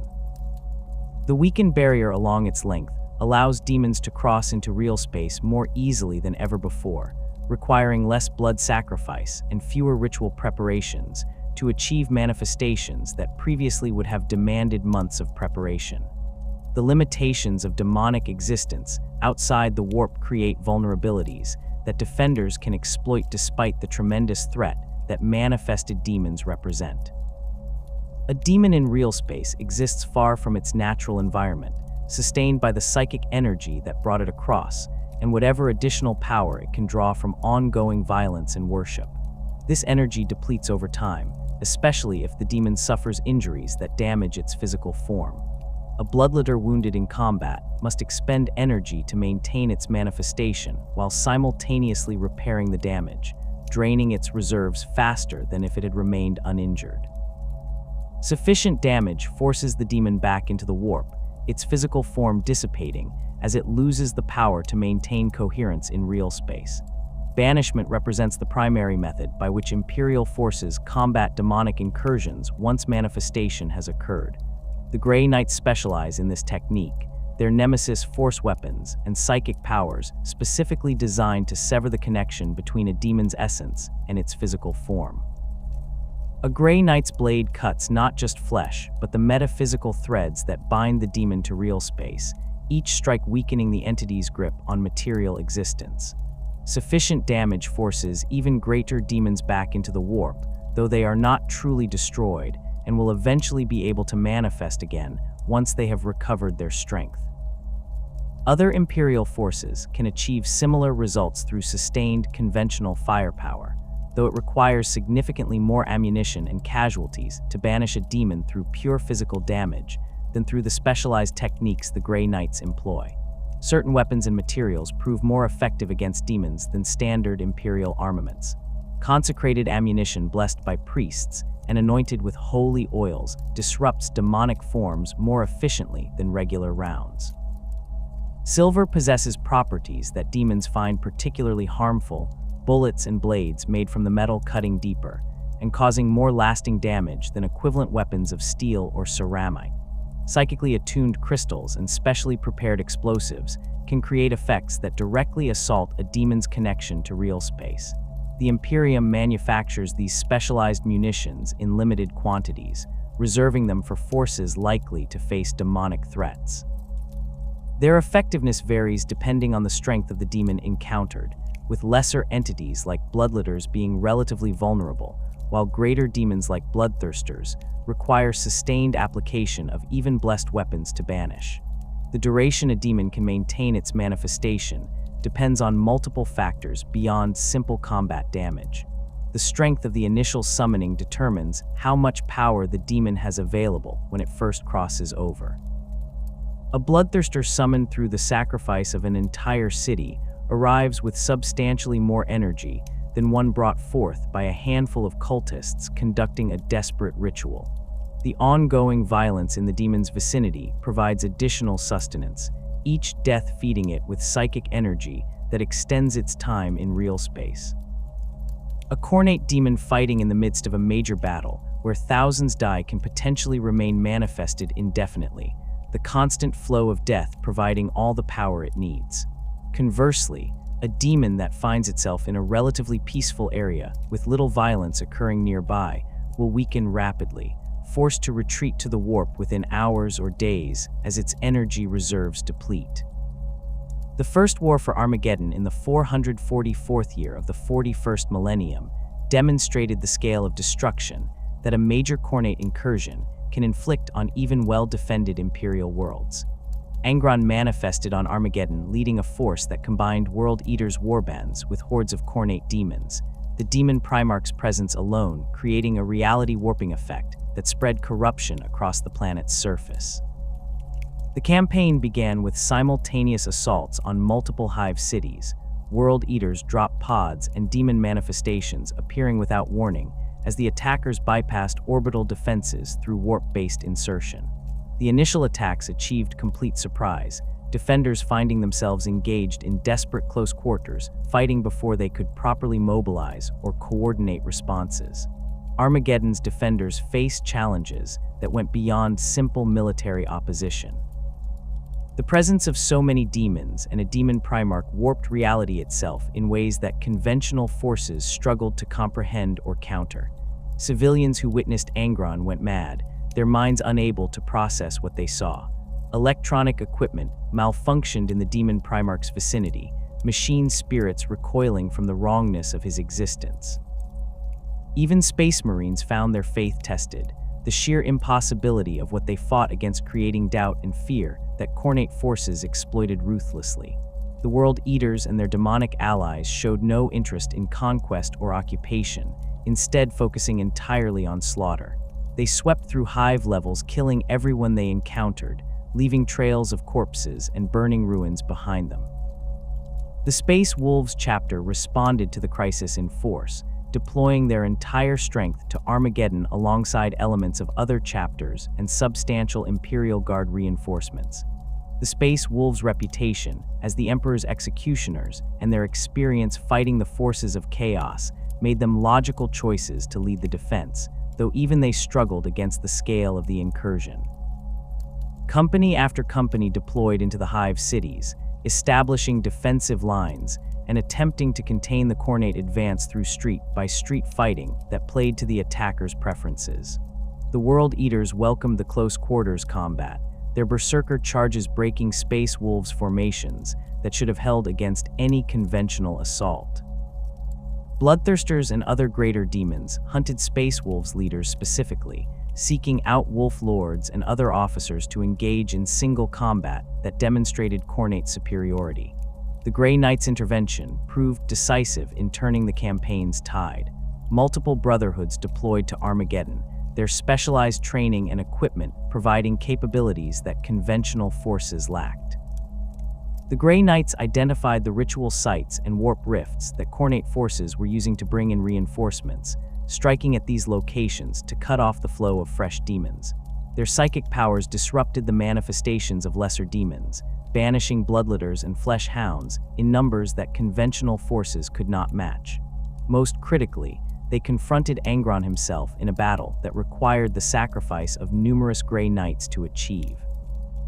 The Demon Primarch killed dozens of the chapter's finest warriors before their combined efforts managed to banish him back to the warp, the ritual they employed exploiting weaknesses in the summoning that had brought him to Armageddon.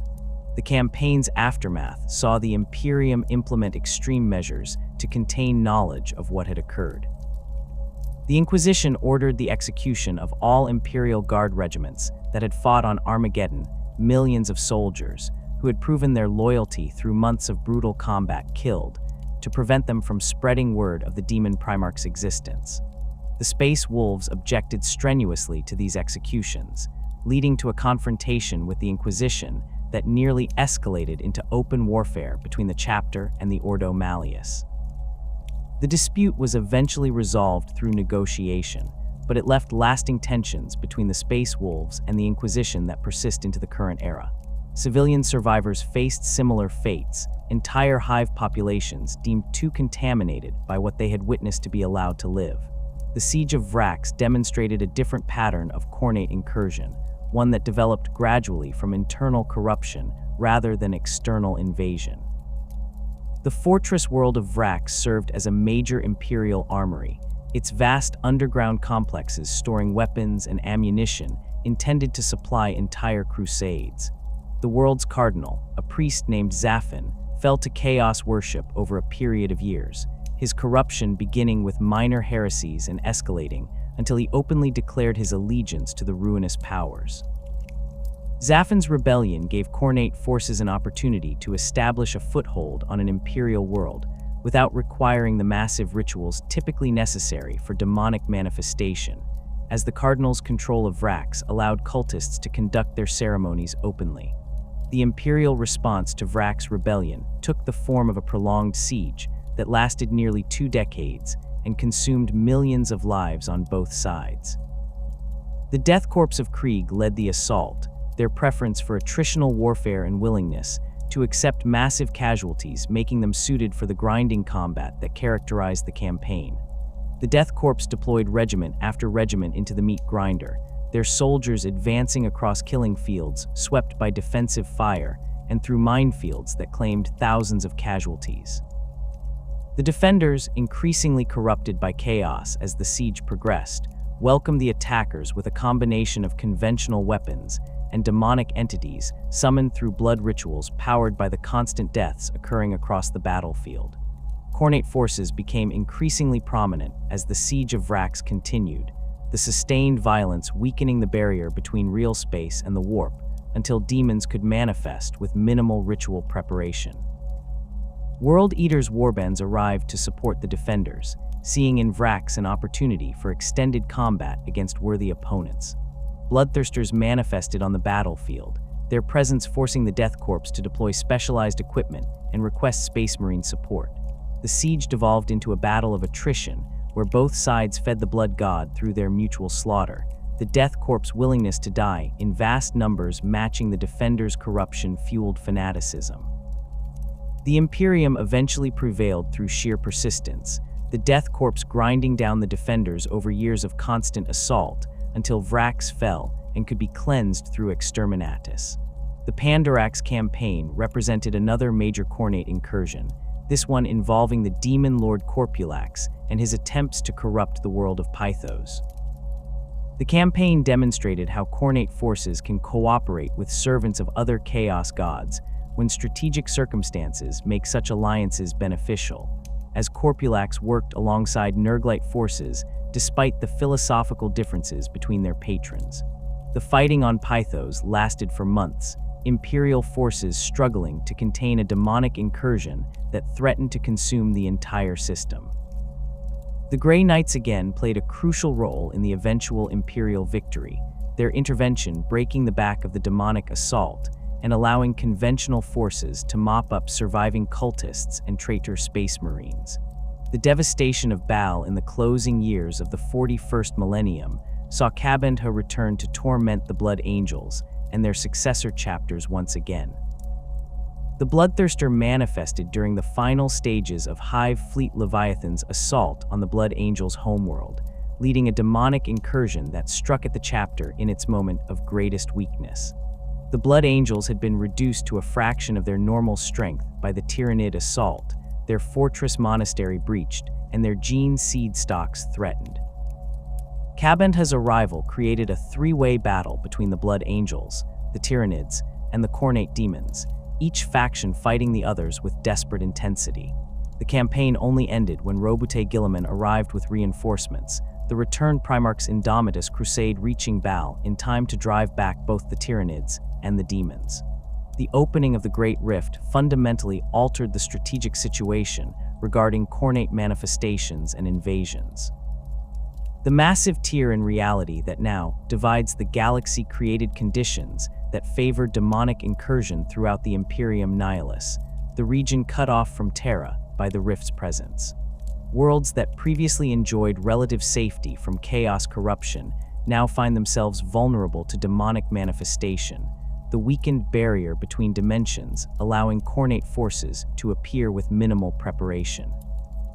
The Dominion of Fire campaigns prosecuted by Angron and his World Eaters in the wake of the Great Rift's opening demonstrate the increased threat that Khornate forces represent in this new era. These campaigns follow a pattern of rapid strikes against multiple targets rather than sustained sieges of individual worlds. Angron manifests on a planet, leads his forces in a brief but devastating assault that slaughters the defenders and reduces cities to ruins, then withdraws before Imperial reinforcements can arrive in sufficient strength to confront a demon Primarch. The World Eaters move from target to target, accumulating skulls and leaving trails of devastated worlds behind them. The pattern proves difficult for the Imperium to counter effectively, as the forces required to confront Angron take time to assemble and deploy, time that the Raiders exploit by moving to new targets. The campaigns generate the sustained violence that Khorne requires while avoiding the kind of prolonged engagements that might give the Imperium opportunities to bring its full strength to bear. The increased frequency of Khornate manifestations throughout the Imperium Nihilus has forced local Imperial commanders to develop new strategies for dealing with demonic incursions without the support they could previously request from Terra. Space Marine chapters operating in the region maintain higher alert states, ready to respond to demonic manifestations on short notice. Planetary governors stockpile blessed ammunition and other specialized equipment for combating demons, resources that were previously available only to elite forces. The Inquisition has expanded its presence throughout the Imperium Nihilus, deploying additional agents to monitor for signs of chaos corruption and coordinate responses to incursions before they can grow beyond local forces' ability to contain. The era following the Great Rift's opening has seen Khornate forces achieve levels of success unprecedented since the Horus Heresy. Entire sectors have fallen to prolonged campaigns that combine demonic manifestations with traitor space marine assaults and cultist uprisings. The weakened state of Imperial defenses throughout the Imperium Nihilus, combined with the increased ease of demonic manifestation, creates conditions that favor Khornate aggression. World Eaters' warbands that previously operated as isolated raiders now coordinate their efforts on scales not seen since their legion's fragmentation, drawn together by the opportunities that the current crisis presents. The Blood God's power grows with every world that falls, every Imperial defender slain, every skull added to the endless mountains that surround his throne.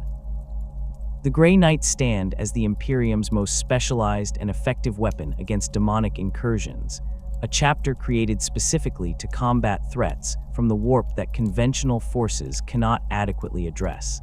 Their founding occurred during the aftermath of the Horus Heresy, when the Emperor and Malkador, the Sigillite, recognized the need for warriors who could fight demons on equal terms. The chapter's gene seed derives from the Emperor himself, making them uniquely resistant to chaos corruption. Every Grey Knight is a psyker, their psychic abilities carefully trained and channeled through decades of preparation before they ever see combat. This combination of genetic purity, psychic power, and specialized training creates warriors who can face greater demons and survive encounters that would destroy entire companies of normal space marines. The Grey Knights' training against Khornate threats begins during their recruitment and continues throughout their service. Neophytes learn to recognize the signs of Khornate corruption, to identify the rituals and symbols that cultists use to summon bloodletters and other demons. They study the behavioral patterns of World Eaters and other Khornate warbands, learning to predict their tactics and exploit their weaknesses. Most importantly, they train to resist the psychological effects that Khornate demons project. A bloodthirster's roar can break the morale of veteran Imperial Guard regiments, but Grey Knights learn to stand firm through meditation techniques and faith-reinforced mental discipline. They practice maintaining formation and executing complex maneuvers while under psychic assault, preparing for the reality of combat where demons will attempt to break their cohesion through supernatural terror. The chapter maintains extensive records of previous encounters with Khornate forces, documenting tactics that proved effective and mistakes that led to casualties. These records span 10,000 years, containing accounts of battles against every major Khornate champion and detailed analyses of demon behavior patterns. Young Grey Knights study these texts as part of their education, learning from the experiences of brothers who fought and died facing the blood god's servants. The records emphasize that Khornate demons, despite their apparent simplicity compared to the servants of other chaos gods, follow consistent patterns that trained observers can recognize and counter. A bloodthirster will typically seek out the strongest opponent on the battlefield for single combat. Bloodletters advance in disciplined formations rather than charging mindlessly. Flesh hounds hunt psykers specifically. Understanding these patterns allows Grey Knights to position themselves advantageously and coordinate their responses to maximize effectiveness. Nemesis force weapons form the cornerstone of Grey Knight's combat effectiveness against demonic opponents. These psychically attuned blades channel the wielder's mental power into strikes that can permanently disrupt a demon's connection to real space. A normal power weapon might wound a bloodletter's physical form, forcing it to expend energy repairing the damage, but a nemesis weapon cuts the metaphysical threads that bind the demon to material reality. Sufficient damage from such weapons banishes the entity back to the warp immediately rather than requiring the sustained firepower that conventional forces must employ. The weapons take various forms depending on the wielder's preferences and role within their squad. Nemesis force swords provide balance between offense and defense. Nemesis demon hammers sacrifice speed for devastating power that can stagger even greater demons. Nemesis force halberds offer reach advantages in formation fighting.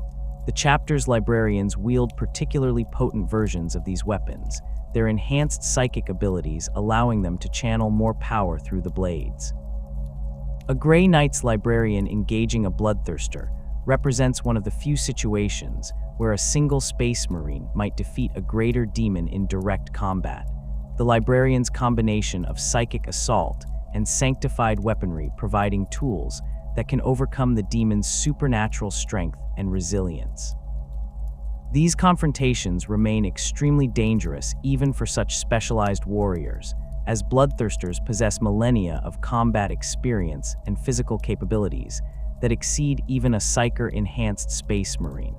Victory typically requires exploiting openings created by squad mates or capitalizing on the demon's overconfidence. The Grey Knight's most famous victory against Khornate forces occurred during the First War for Armageddon, when multiple brotherhoods deployed to combat Angron's incursion. The campaign demonstrated both the chapter's capabilities and the terrible cost of confronting a demon primarch, even with specialized training and equipment. Grey Knight's companies fought through hordes of World Eaters and lesser demons to reach Angron himself, their advance leaving trails of banished bloodletters and fallen Chaos Space Marines. The final confrontation required the sacrifice of numerous battle brothers, each Grey Knight's death buying moments for their brothers to weaken the demon Primarch's manifestation. The ritual they employed exploited weaknesses in the summoning that had brought Angron to Armageddon. Their combined psychic might eventually forcing him back into the warp despite the tremendous casualties they suffered. The chapter maintains a constant state of readiness to respond to demonic manifestations throughout Imperial space. Their fortress monastery on Titan, one of Saturn's moons, serves as both headquarters and training ground. Strike cruisers remain prepared to depart on short notice, their crews drilled in rapid response protocols.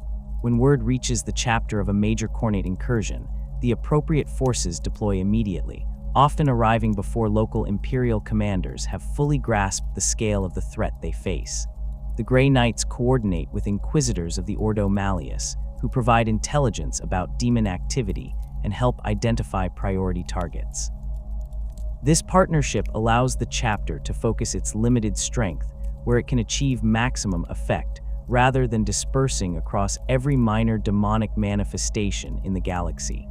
The Imperial Guard faces fundamentally different challenges when confronting Khornate forces compared to the specialized warriors of the Grey Knights.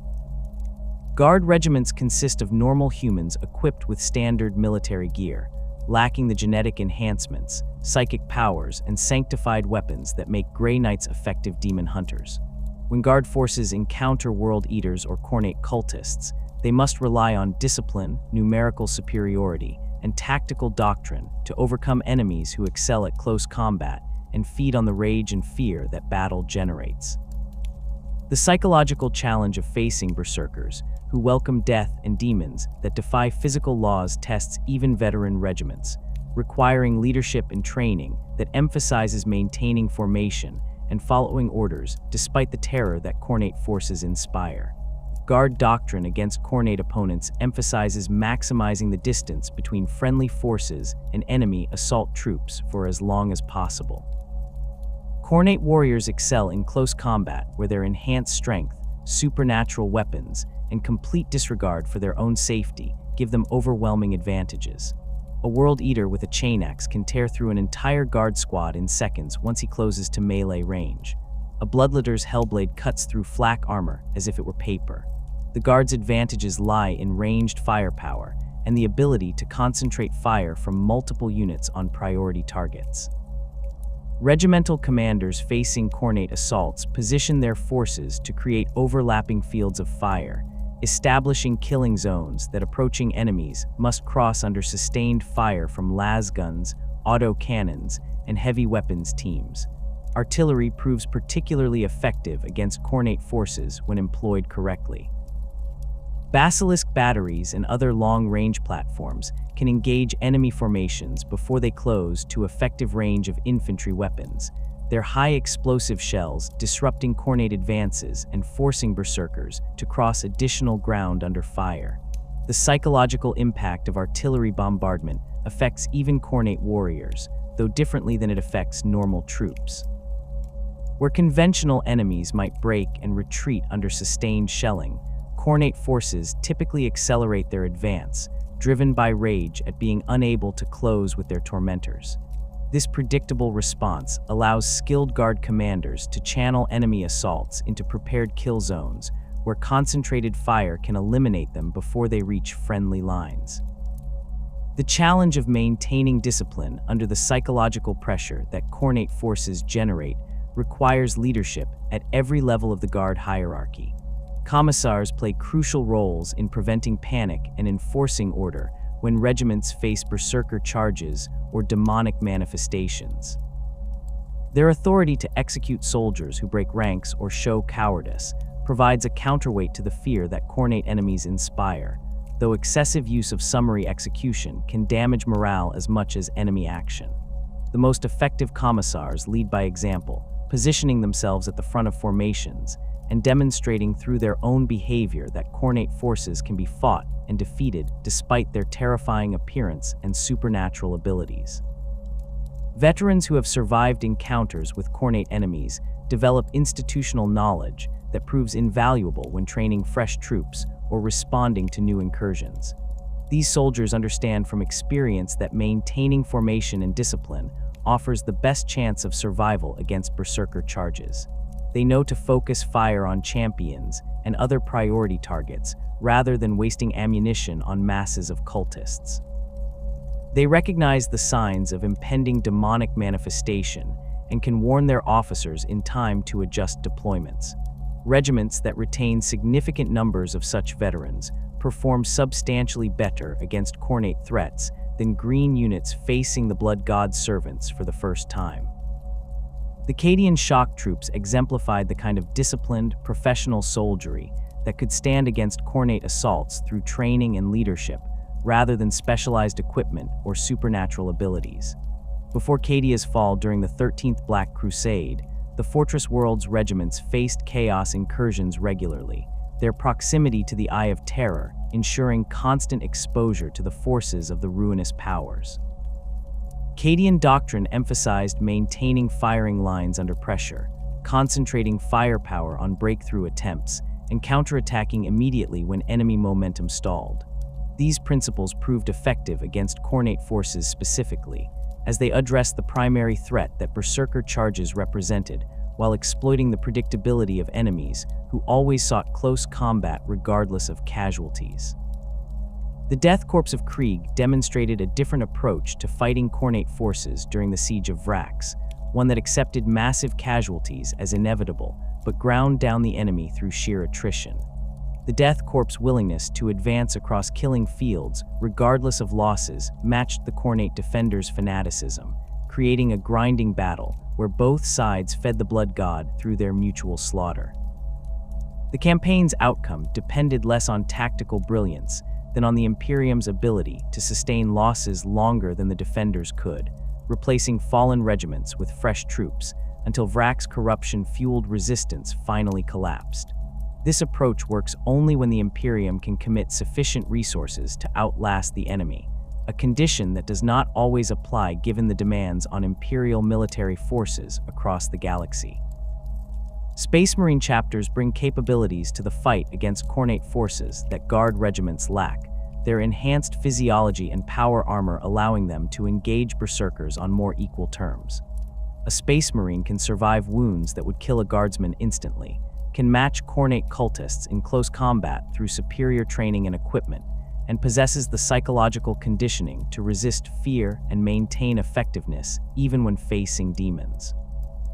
However, chapters must still approach combat with Khornate enemies carefully, as overconfidence or poor tactical decisions can result in casualties that chapters struggle to replace given their limited recruitment capacity. The Space Wolves maintain a particular rivalry with the World Eaters that dates back to the Horus Heresy, when both legions fought on opposite sides of the Civil War. The two forces have clashed repeatedly throughout the 10,000 years since the Heresy, their encounters characterized by vicious close-quarters combat that plays to both sides' preferences. Space Wolves favor aggressive assault tactics built around their cultural traditions and gene seed characteristics, making them natural opponents for World Eaters who seek exactly that kind of direct confrontation.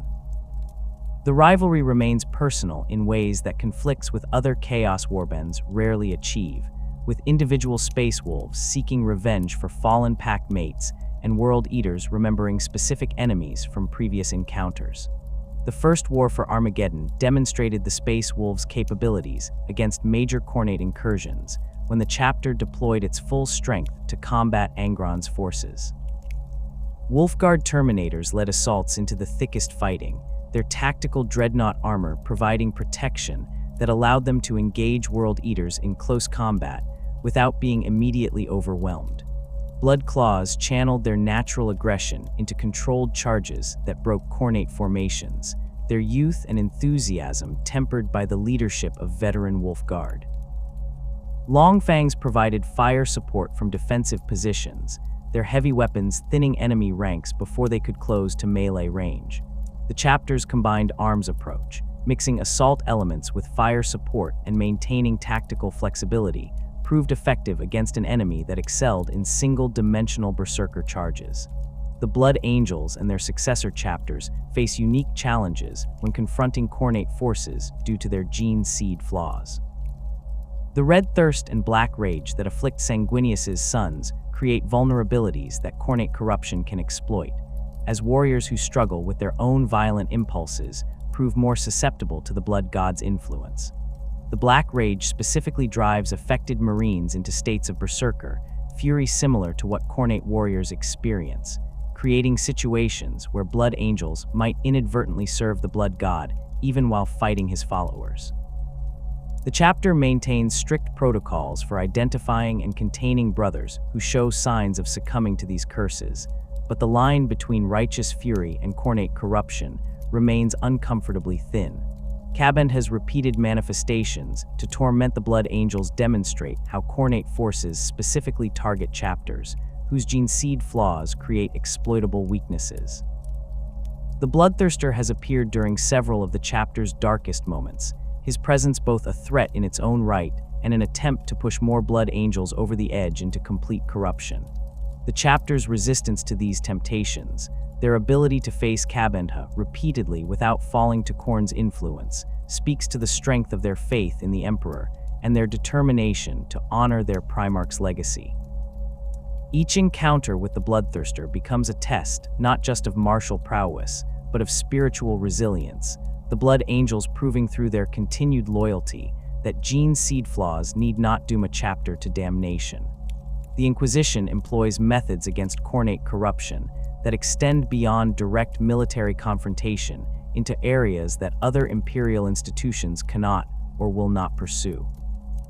Inquisitors of the Ordo Malleus possess authority to investigate suspected chaos worship anywhere in the Imperium, to requisition military forces for operations against cultists, and to order exterminatus on worlds deemed too corrupted to save. This combination of investigative power and military authority makes them uniquely positioned to combat Khornate cults before they can grow into threats requiring full military intervention. The Inquisition's methods prioritize prevention and early elimination of corruption over responding to established incursions, recognizing that a cult destroyed in its infancy poses far less danger than one allowed to grow until it can summon greater demons. The identification of Khornate cults requires different investigative techniques than detecting other forms of chaos worship. Tzeentchian cults leave trails of suspicious coincidences and unexplained phenomena that careful investigation can uncover. Nurglite corruption manifests through disease patterns and physical decay that medical authorities might notice. Slaaneshi cults often operate openly in decadent societies where their activities blend with acceptable excess. Khornate cults hide more easily in military organizations and violent societies where their early activities appear as normal aggression rather than religious devotion. An Imperial Guard regiment developing a culture of trophy-taking might be following harmless traditions or sliding into Khornate worship, and distinguishing between the two requires experienced investigators who understand the subtle signs of corruption. Inquisitors hunting Khornate cults look for specific indicators that separate normal military culture from religious violence. Unauthorized rituals involving blood sacrifice, even if participants claim they honor the Emperor, warrant immediate investigation. Collections of skulls that exceed what military tradition explains, particularly when arranged in patterns or accompanied by Khornate symbols, indicate probable corruption.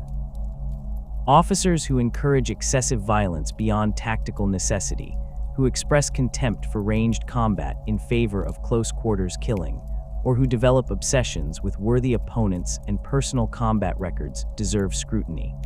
The challenge lies in gathering sufficient evidence to justify action while moving quickly enough to prevent the cult from achieving the critical mass necessary for demonic summoning.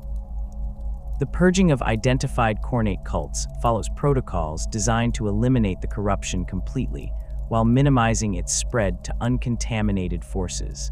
Inquisitors coordinate with local military commanders to isolate suspected units, preventing them from communicating with or reinforcing other formations.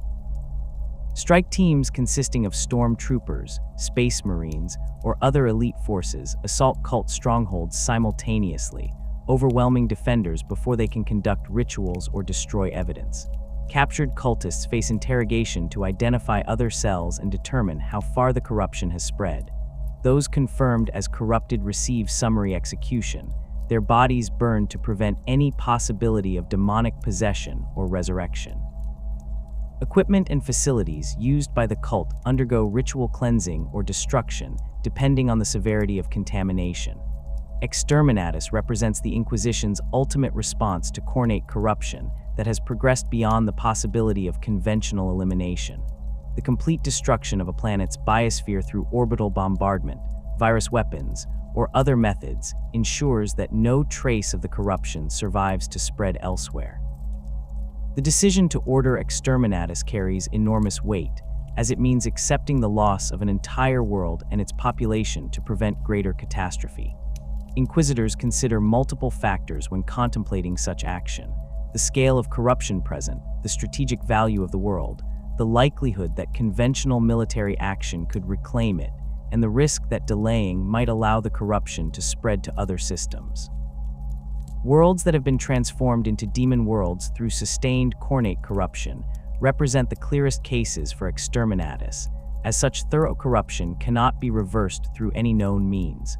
The warp energy saturating these locations makes them permanent threats, staging grounds from which Khornate forces can launch raids into surrounding systems. Destroying such worlds proves difficult due to the supernatural protections that warp corruption provides, but the attempt must be made to prevent them from serving as permanent bases for the Blood God's followers. Less thoroughly corrupted worlds might be saved through military intervention, followed by extensive purges of the population, though the Inquisition typically errs on the side of caution when making these determinations. The terrible cost of fighting chaos corruption in the 41st millennium extends beyond the immediate casualties of military campaigns into the broader impact on imperial society and resources. Every world lost to Khornate corruption represents not just the deaths of its population, but the permanent loss of productive capacity, resources, and strategic position. Every Imperial Guard regiment destroyed fighting berserker assaults cannot be replaced quickly given the time required to raise and train new formations. Every Space Marine chapter that suffers significant casualties against Khornate forces requires decades or centuries to rebuild its strength. The Imperium fights a war of attrition against enemies who grow stronger through the violence of the conflict itself, creating a strategic situation that favors chaos over time unless the Imperium can achieve decisive victories that permanently eliminate threats. The psychological toll on Imperial forces that survive encounters with Khornate enemies compounds the material losses. Soldiers who have faced bloodthirsters or watched their comrades torn apart by world eaters carry trauma that affects their effectiveness in future engagements. Some develop appropriate caution and tactical awareness that makes them more valuable. Others suffer psychological breaks that require their removal from combat duties or execution if they show signs of corruption. The Imperium's brutal approach to mental health, viewing psychological trauma as weakness to be purged rather than injury to be treated, wastes experienced soldiers who might have continued serving if offered proper support. This institutional callousness reflects the Imperium's desperate situation, where resources must be allocated to immediate threats rather than long-term soldier welfare. The opening of the Great Rift fundamentally altered the strategic calculus regarding Khornate threats throughout the Imperium. The massive tier in reality dividing the galaxy created conditions that favored demonic manifestation across vast regions, particularly in the Imperium Nihilus where contact with Terra has been severed. Imperial forces operating in these regions face increased frequencies of Khornate incursions without the support and reinforcement they could previously request from the wider Imperium. Local commanders must develop self-sufficient strategies for combating chaos corruption, as help may not arrive in time to affect the outcome of individual campaigns. This isolation forces innovation and adaptation, with some regions developing effective responses while others fall to sustained Khornate pressure. The Indomitus Crusade launched by Roboute Guilliman following his resurrection represents the Imperium's most significant organized response to the increased chaos threat in the era following the Great Rift's opening. The Crusades' fleets carry Primaris Space Marines, the new generation of enhanced warriors created through Belisarius Call's improvements to the original Space Marine creation process. These reinforcements provide chapters throughout the Imperium Nihilus with fresh strength to resist Khornate incursions and other threats. However, the scale of the challenge exceeds what even a Primarch-led crusade can fully address, as Khornate forces strike across thousands of worlds simultaneously, while the crusade can only deploy to limited numbers of systems at once. The Imperium's resistance to Khorne ultimately depends on the same qualities that have allowed humanity to survive 10,000 years of constant warfare: discipline, faith, and the willingness to accept horrific casualties in pursuit of victory. These characteristics provide no guarantee of success against enemies who grow stronger through violence and who view death as victory rather than defeat. The blood god cares not from whence the blood flows, and every battle fought against his servants feeds him regardless of the outcome. Yet the Imperium fights on because the alternative is extinction, because surrender to chaos means the end of humanity as a species, because faith in the Emperor demands resistance even when victory seems impossible. The war against Khorne will continue as long as humans wage war, as long as blood spills and skulls are claimed, an eternal struggle that defines the grim darkness of the far future where there is only war.